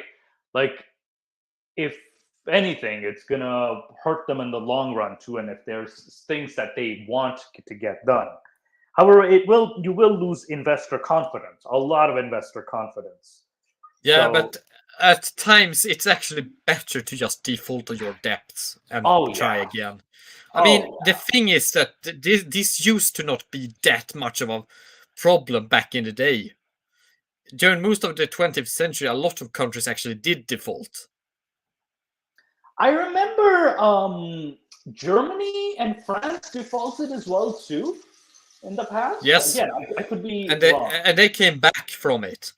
Yeah. Because they still had the institutions, they still had everything going for them. Yeah. Debt institutions are much more important than debt. We have this hyper focus in the Belt and Road Initiative is too big to fail. I would actually say that it's the opposite. It was too big and too brittle to actually succeed. And we are going to see enormous issues if I'm right in my predictions regarding China and their future issues with the Belt and Road Initiative. No, I can say I agree with D though. The Belt and Road Initiative is too big to fail, or at least like there's just too much investment in it. I'm saying that it's too many costs and too many complications. In terms of costs, yes. That make it unattainable in the future. Yeah, and the thing is, there's also like, Sudan is spiraling too. Yeah, so Sudan is a bad situation, and that's all. We won't get there. Sudan has always been in a bad situation, but I would say I'm carefully still optimistic about Sudan. Though I work in refugee law, so most of my reports come from mostly like Middle Eastern, North African countries. And a lot of the reports, the worst one I've seen is, well, so far, is a one of the worst, and only because of the infighting, is Allied Atheist Alliance. He says that Sudan is a literal apartheid state. Yes, really? But 20 years ago, it was a literal slave state. Oh, really? What? Okay. Yes. Okay. This is new information for me. It's an apartheid state now, but it was okay. Can I explain this? It was one of the few states on Earth that still had legalized slavery. What the fuck? Yes. Holy fuck. Oh my goodness! Oh my goodness! Oh, you could sell and buy people legally in Sudan. Jeez! Holy fuck! I did not know this. Okay, I know some countries like it starts with an M. Crap, I forgot. Mauritania also had had the slave issue, I didn't know Sudan had the same. They still have slaves, but they doesn't allow buying or selling anymore. Yeah, and slavery might still happen, to be honest, but it definitely does. By the way, Atheist Alliance or anybody, if you want, I kind of said it just as he posted that slavery in Mauritania is still a thing. It's just that they have technically banned it selling and buying of new slaves. I know, So they I know, just keeping... I know what they said. Well, like they what do you call it? By the way, if anybody wants to join, they can click on the link. If they want to join the chat, that is. If you want to join the and panel. I'm certain that slavery is still a thing in certain parts of Sudan, but it's no longer officially legalized. Right. So it was legal for a while. What you're saying? Yes. Jeez, holy fuck! I apologize for my language, but holy fuck! Oh man, this is fuck. So I would still say that I'm seeing positive improvements. Yeah. Oh yeah, you're being way too positive, Ginny. For a devil's advocate, you're being way too positive. I mean, considering all the chaos after that, because you have to realize that slavery was also a large part of the Sudanese economy. Oh jeez. So there was a lot of chaos even before the Arab Spring, and then the Arab Spring happens and brings a lot of chaos, but also a lot of good reforms. Huh.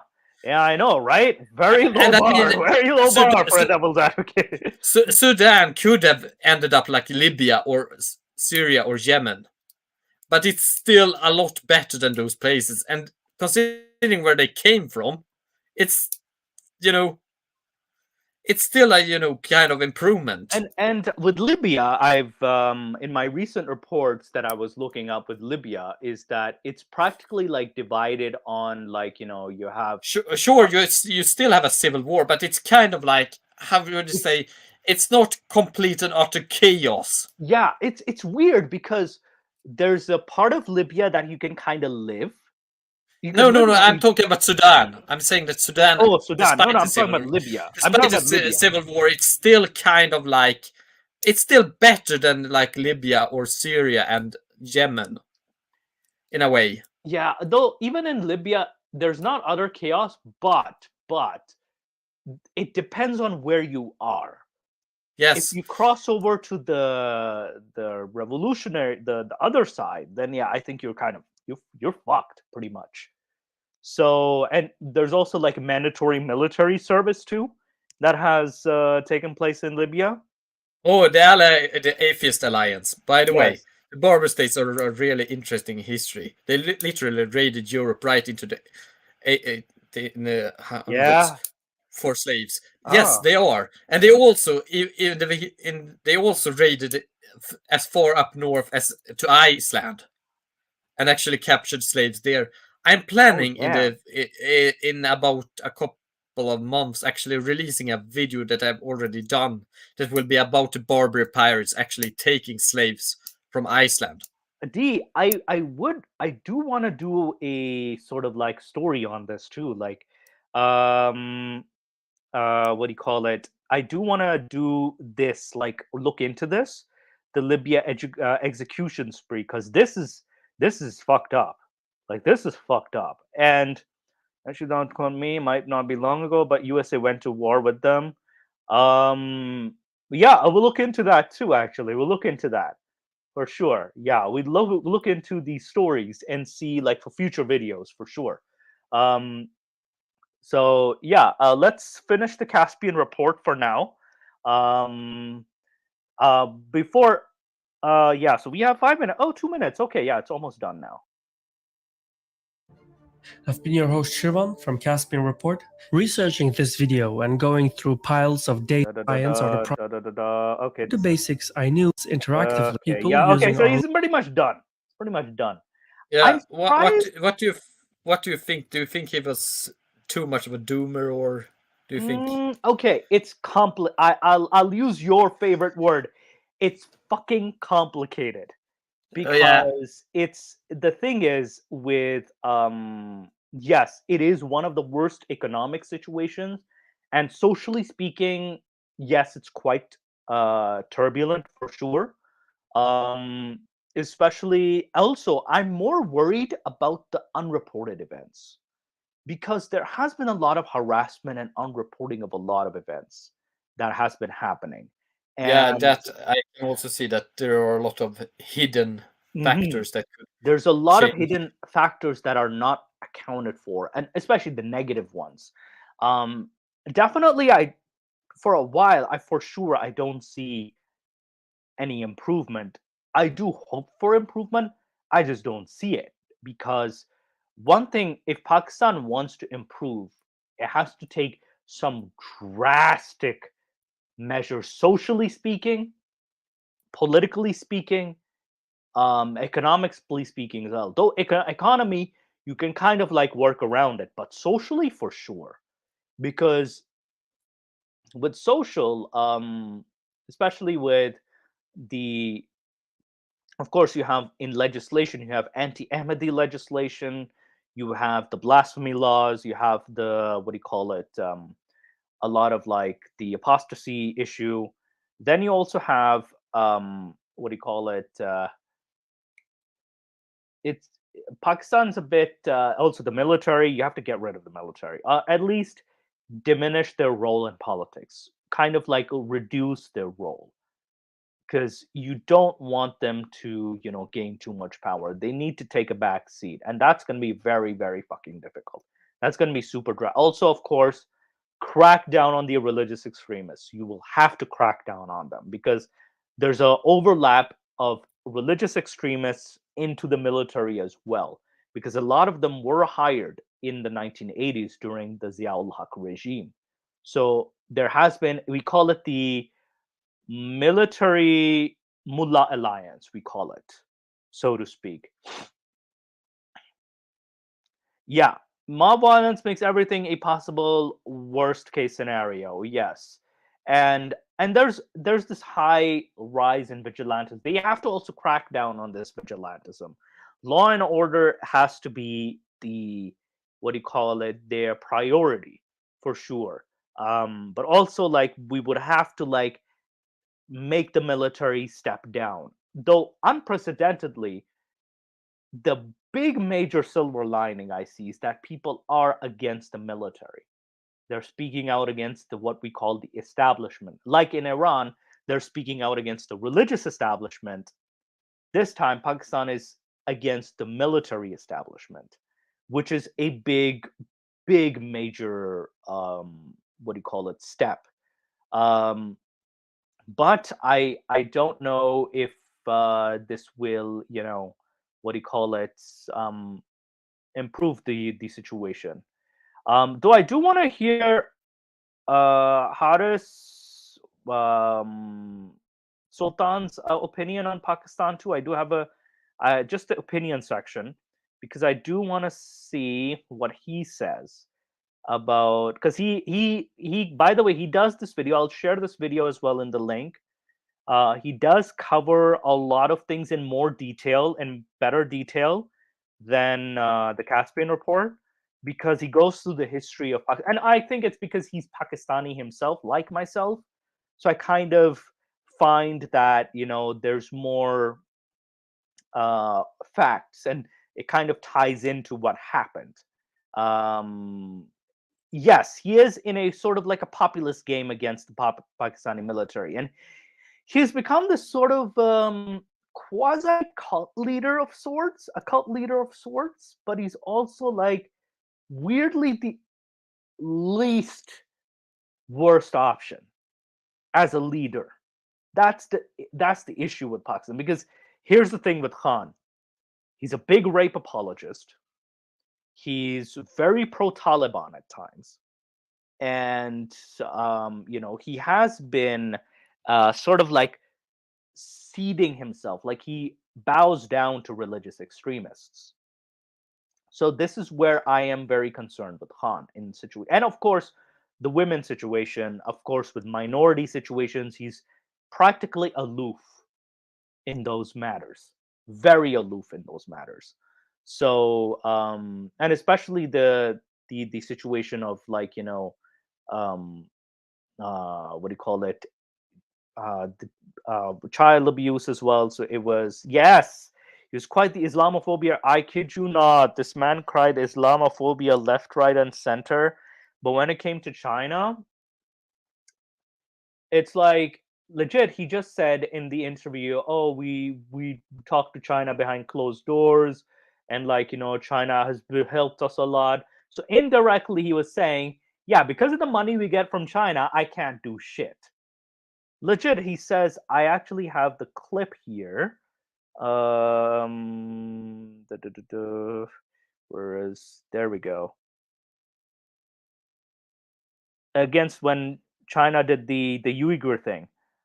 But totally silent Islamophobia in Europe. And why are you so outspoken about Islamophobia in Europe and the United States, but totally silent about the genocide of Muslims in Western China? What our conversations have been with the Chinese, this is not the case, according to them. The evidence is just overwhelming. I love how he calls it evidence is just overwhelming. Like, straight onto his face. Whatever issues we have with the Chinese, we speak to them behind closed doors. China has been one of the greatest friends to us in our most difficult times. When we were really struggling, our economy was struggling, China came to our rescue. In October. So basically, this is, he couldn't Don't say bite shit. the hand that feeds you. Yes, he's in that situation. Don't bite the hand that feeds you. And I personally, of course, against the Ahmadi, it's very discriminatory against the Ahmadi and Shia minorities too, for sure. Especially Pakistan has ignored a good Shia genocide, especially in the Gilgit-Baltistan province, and especially in the northern region, the Pashtun region. Like I was telling you about, I forgot to mention there was a Shia genocide that was happening there too. So it was quite messy. Sure, like mainland Punjab, you don't see overt discrimination, but there's a lot of indirect genocides or indirect target killings that used to happen in Karachi as well. And this is nothing new. Shia mosques have been targeted the most in Pakistan, especially in the terror attacks. And this is before the Sawat and the northern terror issues.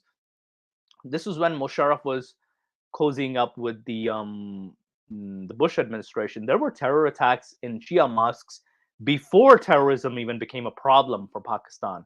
And this was ignored for such a long time that the moment it started to happen to the Sunni majority, sorry to say this, but the moment it has started happening to the Sunni majority, that's when they started giving a shit. So they were just ignoring it. Oh, it's just a one-time thing. It's this one story, and then just never spoke about it again. So there's a lot of ignoring the problem until it became your problem.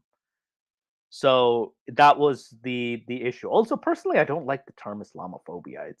I like how Haris Sultan says there should be anti-Muslim bigotry should be the term and not Islamophobia.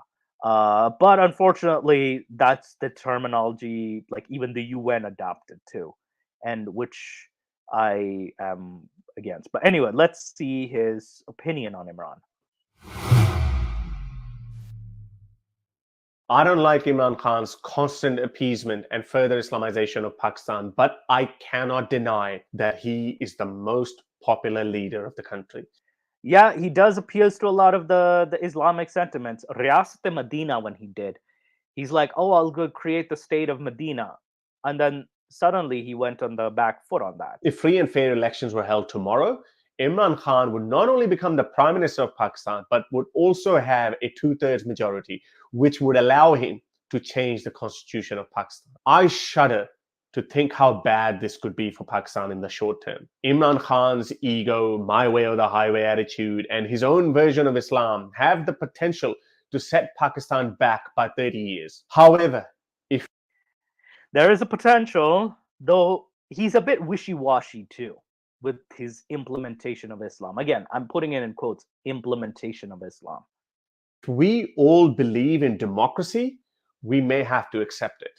The biggest hurdle to Pakistan's democracy in Pakistan has historically been the role of the military in politics. If Pakistan wants to become a true democracy, the role of the military must be limited, and Imran Khan may just have done that. Imran Khan has sent the military running for their lives. He is openly naming and shaming the generals unfiltered, and as a result, the Pakistani public has never hated their military like this before. The hold of Pakistan's military is weakening. If the military fights back or gets rid of Imran Khan, there will be total anarchy and nothing will be left of Pakistan. If Imran Khan manages to get rid of the military's role in the government, we might truly end up with real democracy in Pakistan. If you like my video, Yeah, like I said, it's a complex situation because on one hand, you're dealing with what do you call it? You know, Imran Khan being like, okay, his version of Islam is like, if you watch the show Ertugrul, that's his version of Islam. And what do you call it? But and also, like, you know, very, very negligent on women issues, for sure, very negligent. However, he is what I call the least worst option, and also he's, what do you call it, he is quite popular. He's very popular. There are kids like who want his autograph, and, like, you know, he's extremely popular. People have tears in their eyes when they shake his hand. And, you know, he has a history of goodwill. He has a history, and people ask me constantly, why are people so crazy about him? Because he has a history of goodwill, because he used to be a philanthropist, he used to be a great cricket player, very talented cricket player, and he built one of the biggest cancer hospitals in Pakistan, the Shah Khan. I interject Yes, you may. here, Yes, or rather add my 2 cents to this. I mean, this is one thing that I've had issues with when trying to explain to certain Americans, and I'm not even American, I'm Swedish. Yes. Especially Democrats that live in the north or on the various coasts, that you do realize that the Republicans are actually liked in the Central and Southern America, because they, you know, they do have a base of support there, and you can't just ignore them or, you know, denigrate them or, you know, constantly bash them. You actually have to speak with them respectfully if you want to change minds. And then they respond by, oh, they are this terrible. I say, I have actually, you know, interacted with people from the Middle East or from, you know, and you have interacted with people from Pakistan, which are way more religious and way more extreme in their religiosity and in their, you know, repression of things that doesn't fit with their religious views. And, you know, I have found this idea that people in North America, when they say, for example, that the Republicans are exactly the same as ISIS or exactly the same as people in, you know, the Middle East or in Pakistan, which, you know, speaking with you, you probably agree with me that that's not the case. I would say it's different because, like, your definition of orthodoxy and orthopraxy, right? Yes, it's very different. Orthodoxy and orthopraxy, because I was reading about this actually, and also, if you think about it, Canadian conservatives are far more watered down compared to the American Republicans. Yes, but I'm saying that there is still a large difference in how they act and how you actually interact with them. But still, even despite this difference, I would still say that there is even the same kind of problem by liberals that exist in these, you know, countries in both the Middle East and in Pakistan, in that they seem to not interact actually with the conservatives. They never consider them, almost. despite Well- them actually being the majority. in North America. No, I say that the same issue. I'm seeing the same issue with liberals. They constantly talk down to people. Right. I think Well, that we need to realize that, you know, even if we disagree with these people, that they are they are still persons with views, and they are still, you know, a very right.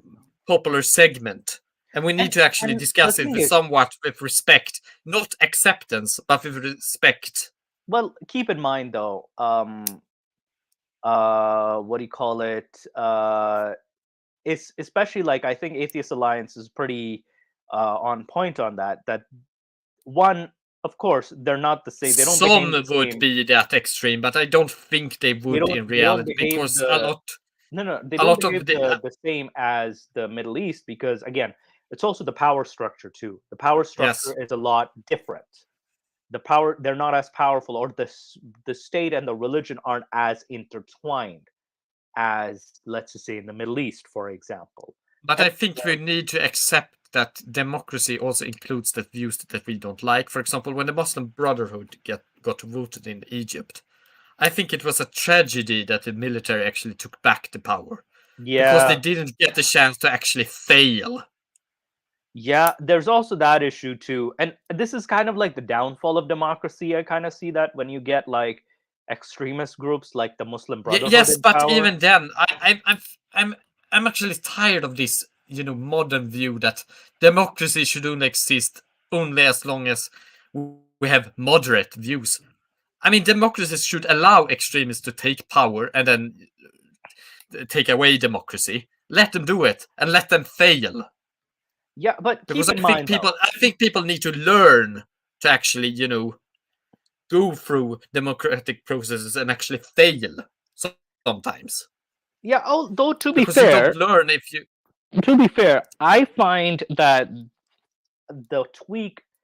I would disagree respectfully, because again, like certain things, like for example, like if the hate is, what do you call it, is quote unquote is targeted towards a minority or specific groups, that is scapegoating of groups, calling for their what do you call it, eradication, destroying their culture, that is, if it's doing that, then yes, we should not have any space for that, especially like if they You are. know, if you, I'm going to play the devil's advocate, and you're probably going to be. And I'm a little gonna bit get upset. my holy stick. I'm gonna get my holy stick. I'm gonna dip it All in right, holy all right. water. I'm gonna get it ready. All right. All right. My argument is that the entire point of politics is actually, when it comes to, you know, democracy, is actually that you are going to discuss what you are going to be intolerant about and intolerant against.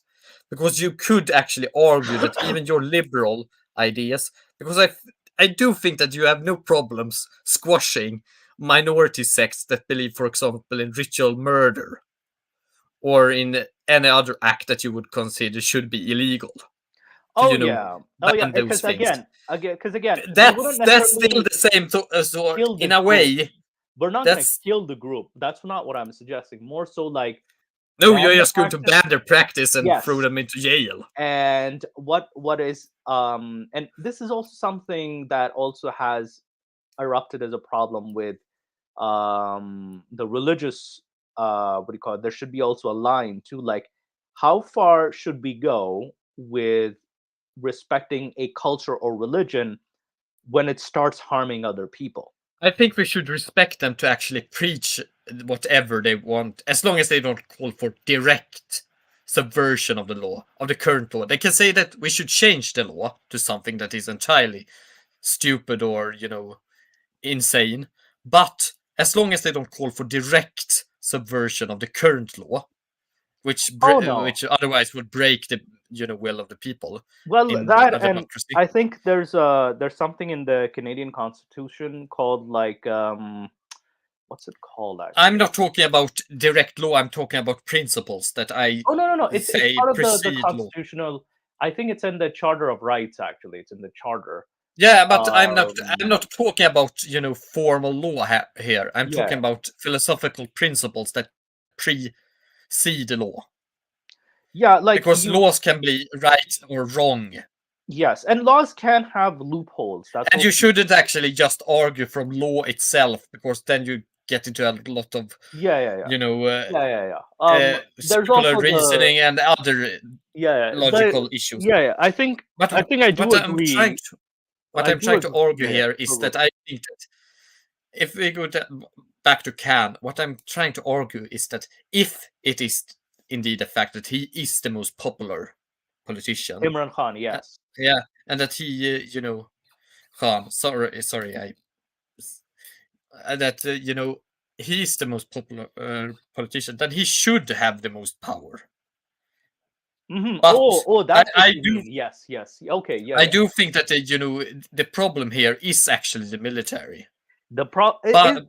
But I'm not saying that I believe that this guy won't become a dictator or something. He might no. very well become, but I do think it's better to actually allow people that could potentially become dictators than that it's better to allow them than to create some sort of hypocritical democracy that actually silence people that are against the democracy. Yes, Well, exactly.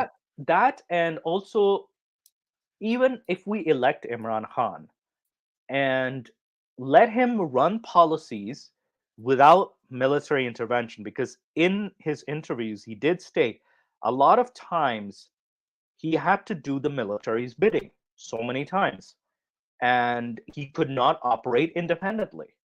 He was under. And I can imagine it, since and you have also, stated how I powerful the military is. and also, like, he should get a chance if he wants to act independently, how to, how he would run things, because he did have, quote unquote, did improve certain situations, let's just say in terms of like the trans bill, for example, also like the what do you call it, during his term he also did, um I think he did crack down on corruption, that is, on the, especially because that was quite the problem. And there was a procedural case against a former prime minister, Nawaz Sharif, who had to flee. But he is still a criminal in Pakistani law, like a former prime minister is, because of corruption charges. And he does need to serve time and in prison. So problem is, like, of course he's going to run away, and there has been legal action been taken against corrupt politicians. So I did appreciate said steps, that is for sure. I appreciated said steps. And he did, like, so there was this good, but yeah, he when he stated in his interviews, he felt more like his hands were tied behind his back, pretty much. And I don't blame him, because the military itself has their own interests. And but when, especially when he also has a lot of like, Might I bring a comparison to Egypt again? Because there the military, controls society as well, and right, still oh yes, does again after yes, the yes. ousting of Morsi Yeah, and yeah. Yeah, you can everything use now that. with Yes, Sisi. Egypt can be used as a comparison. Actually, it's a Yes, decent because comparison. what I thought there, what I saw there was a lot of liberals out, both in Egypt and outside of Egypt, people that otherwise would have always argued for democracy. As soon as the Brotherhood actually took power, they began to argue against it. Hmm. And Yeah. I thought that coup there was one of the most damaging things that could have happened Yeah, to the concept of democracy, because I saw how many people that otherwise had argued before for democracy turned against it and acted like total hypocrites when the election results didn't become what they wanted. Yeah. And the issue, the thing is, I don't necessarily understand Egypt myself. And I'm not the only one that saw that. No. You get this pointed out a lot by conservative Muslims. Oh, look how much people talked about they wanted democracy, and we tried to play the system, and then we got screwed. Yeah, they're gonna also play victim too. Yeah, so you They, kind of give because them the chance. they didn't play victim, they were victims. Yeah, and they technically are. They're not wrong. So you gave them the chance to gain sympathy. So you're Yes. giving them the chance of giving sympathy. Whereas I think you are kind of on point. Let them fail. Like, let them fail. Or have a strong opposition to any government. Have a system. And if they such don't that- fail and are an improvement, then they are an improvement. Yeah, Either well, way. So I'm in favor more like an opposition should also be just It's as good. strong as the government itself, like the running Yes, government. and and I the mean, I do opposition. think that the Muslim Brotherhood in Egypt, unlike what happened in Tunisia with Nahda and everything, they actually would have devolved into some sort of dictatorship. But what happened in Tunisia was actually what I saw as a very large improvement, that they actually did go through the election process. They gained power, and then they split due to various internal political conflicts, and then they failed, and then things improved. And the dude abides this question is, why is the Pakistani military so desperate to hold on to power? Yep, it's mainly like financial benefits. They're practically like treated like royalty over there. I kid you not. It's like the royal status almost. The military, especially the generals, the perks, the especially in Pakistan, most of the revenue, most of the you cannot do business, like Fauji Fertilizer, for example, is one of the biggest providers of raw material and production in Pakistan. It practically controls the food and everything. So they have the most revenue that comes. They also have, what do you call it, deals with multinationals and all that stuff too. So the military holds tremendous influence, tremendous influence.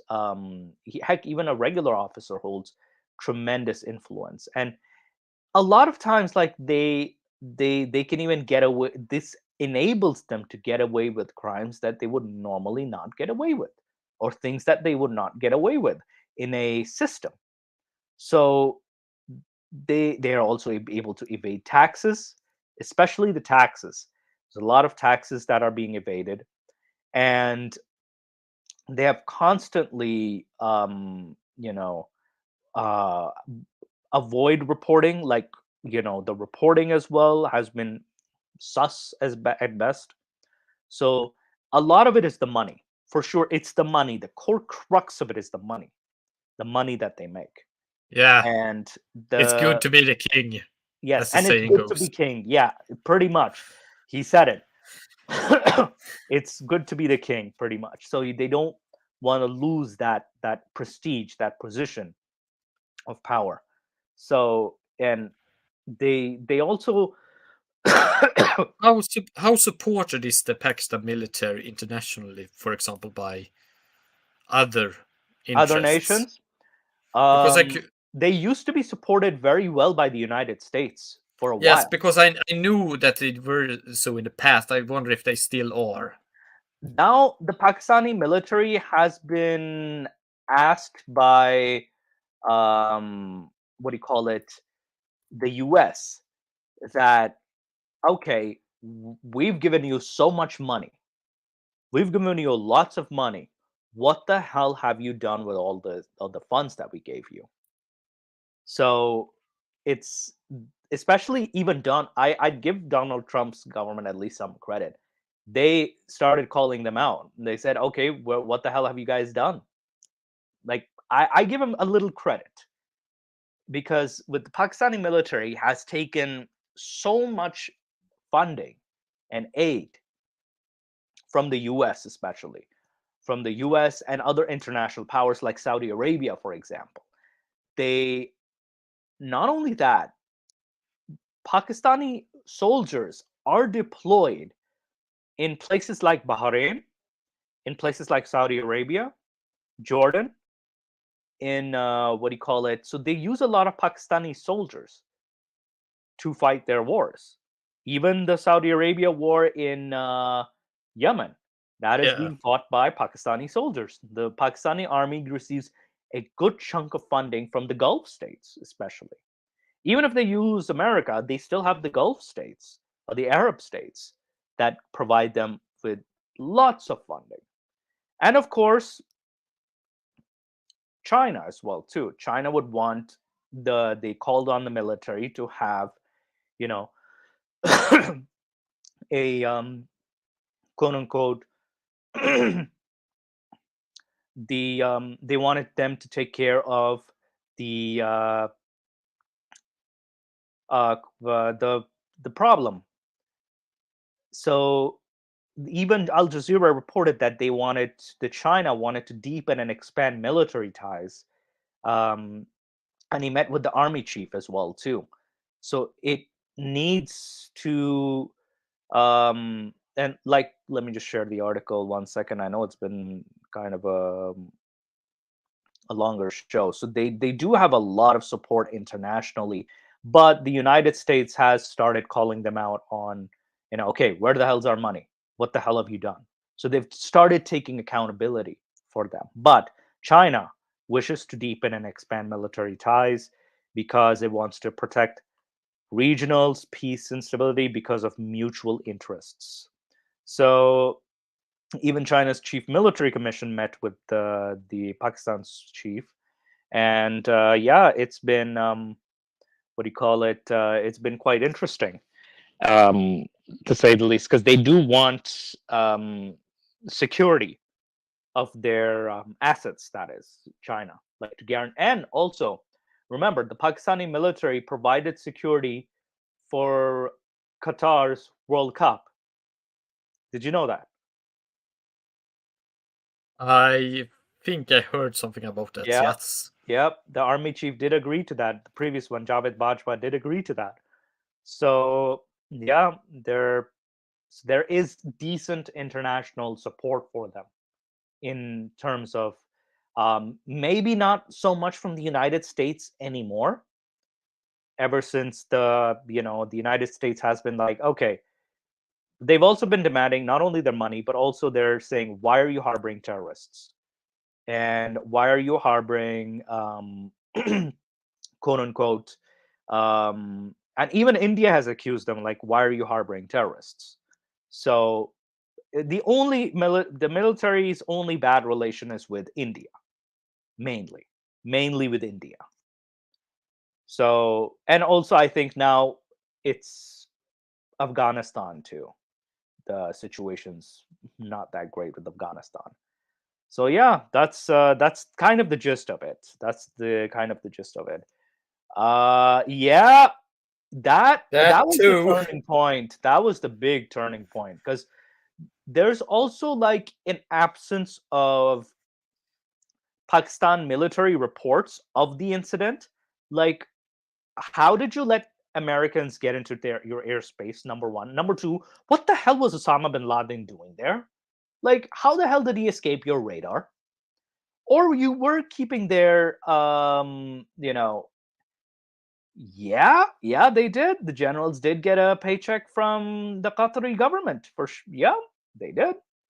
So that was, and also, yes, the United States is like, okay, what the hell was he doing there? So they actually told him, yeah, get the hell out of our way. We're gonna take care of him.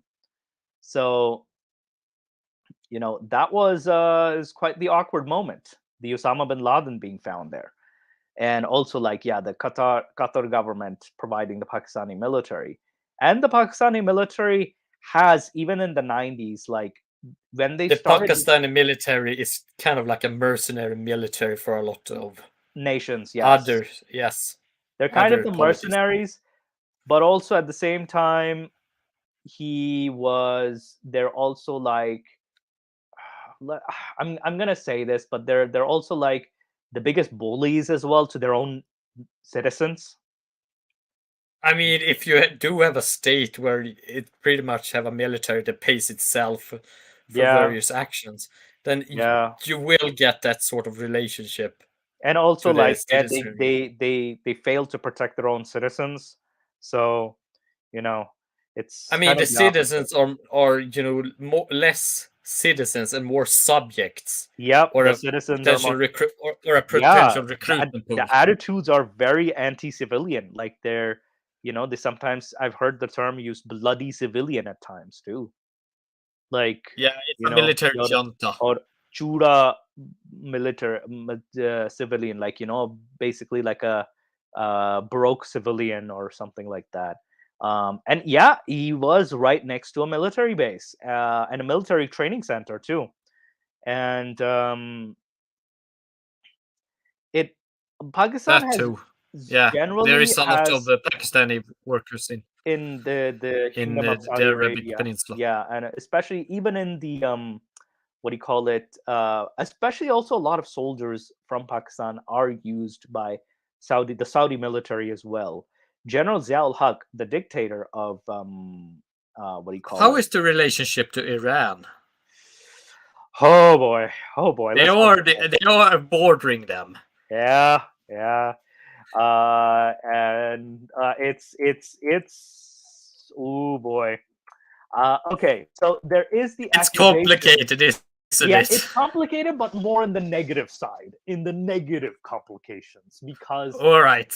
so in the negative side, like the Pakistani military accuses Iran a lot of training. Now I fighters. understand why Indians like the Iran regime so much. Yeah, because the Pakistani they accuse the Iranians of supporting militant groups in both Balochistan as well as within Pakistan. Like so, yeah, what do you call it? Yeah, they do lend a lot of support. So Pakistan are the ones that are, funding all of the Baluchi secessionist movements in Iran. Yeah, so the Pakistani military has also been involved with that too. They've been involved with the Kashmir issue. They've been like, they've even screwed up situation in what do you call it, Central Asia too, in like former Russian states. So, okay, just to clarify, did or not? Did not? They did. They actually did, and it was very like very suspicious as to why they allowed even within the military ranks there was a lot of headbutting as to wait, who's allowing who, why were these guys, because one of the generals I heard quit because he's like, why are we allowing like US soldiers inside? And they're like, nobody said anything, so he kind of found corruption within the system. I forgot the general's name, but he quit. And who do I suspect? India for sure. That's their biggest what do you call it, target. But yeah, the rivalry between India and Pakistan is kind of infamous. famous and infamous. So famous that it even. You are the most likely countries to create Armageddon, or rather, India and Pakistan are the countries, with maybe the exceptions right now of Russia, of creating nuclear Armageddon on Earth. Where India-Pakistan nuclear war would definitely devastate the world for sure, because and a lot of people were calling for ceasefire, even though there was chances of a Pakistan-India military confrontation. I would even argue it could be a worse Armageddon with compared to the South Korea North Korea situation. Like it could be worse. And it is again, I don't know much about North Korea, South Korea, but yeah, the Pakistan, because for them it's the religious firewall, like Muslim nation versus Hindu nation, that firewall. The second thing is they both have nukes. Their division, the border, it had disputes. And when one nuke flies, all of the nukes there will fly. And it might drag into, and it will probably also drag China into it. Yeah. And then they will release nukes, and then and also the reason China has good relations with Pakistan is only because China has been the ally to Pakistan against India. That's the only reason why this alliance even started to begin with. So yeah, it's a bit with Iran. It's complicated, and yes, they do butt heads a lot. Um, what do you call it? Pakistan's finances being censored for if they launch their nukes. I assume what's an ICBM in Intercontinental ballistic missile. yeah, okay, ballistic missiles. Would they? There's actually Pakistan's military program is fairly strong. Like fairly, Yeah. like you because It's like the only thing in Pakistan that is well founded. Yeah, it was fairly. It's I mean, well there funded. could be a case of Russian corruption levels, but that's. I think at least the nukes, you will get the money for those things. Oh yeah, and the nukes especially, like since the 60s, 70s, I would say, since the government of Zulfikar Ali Bhutto, when Pakistan briefly embraced Islamic socialism, and allied themselves with Russia briefly. Ever since they've been having, nukes. So, well, a funding into the nuclear program, and then they did their first bomb explosion in 1998, their experiment under the Nawaz Sharif government. So from 73 to 98. So they got from 98 to today, they got plenty of time to like improve that technology. And because given the military's funding, and both from internally and externally, because a lot of the military's programs are funded by the Saudi royals themselves. So there's a lot of they are pretty damn loaded, I would say. So yeah, that's the situation. That's how I can describe it. But I don't know. Time will tell what's gonna happen right now. Time will tell. Because Speaking about time, yeah, we are like almost half an hour above the mark. Yeah, to be fair, it was an interesting discussion, especially in regards to Pakistan's situation today, as well as the Iranian situation, and as well as like we discussed some news items in India, but the Pakistani one was a big chunk. I might cover the Libya story. We'll look into the Libya story as well as the Sudan story. I did want to look into in probably the next video. Though also Atheist International Allied. Also, thank you guys so much for joining. D Atheist, Dude, Apides, all you guys. Also, you guys can come on the what do you call it? On the channel too. And I'd love to come on your channel as well. And also do check out Ginny's channel as well. Ginny might do some stuff about history and politics and in such regard.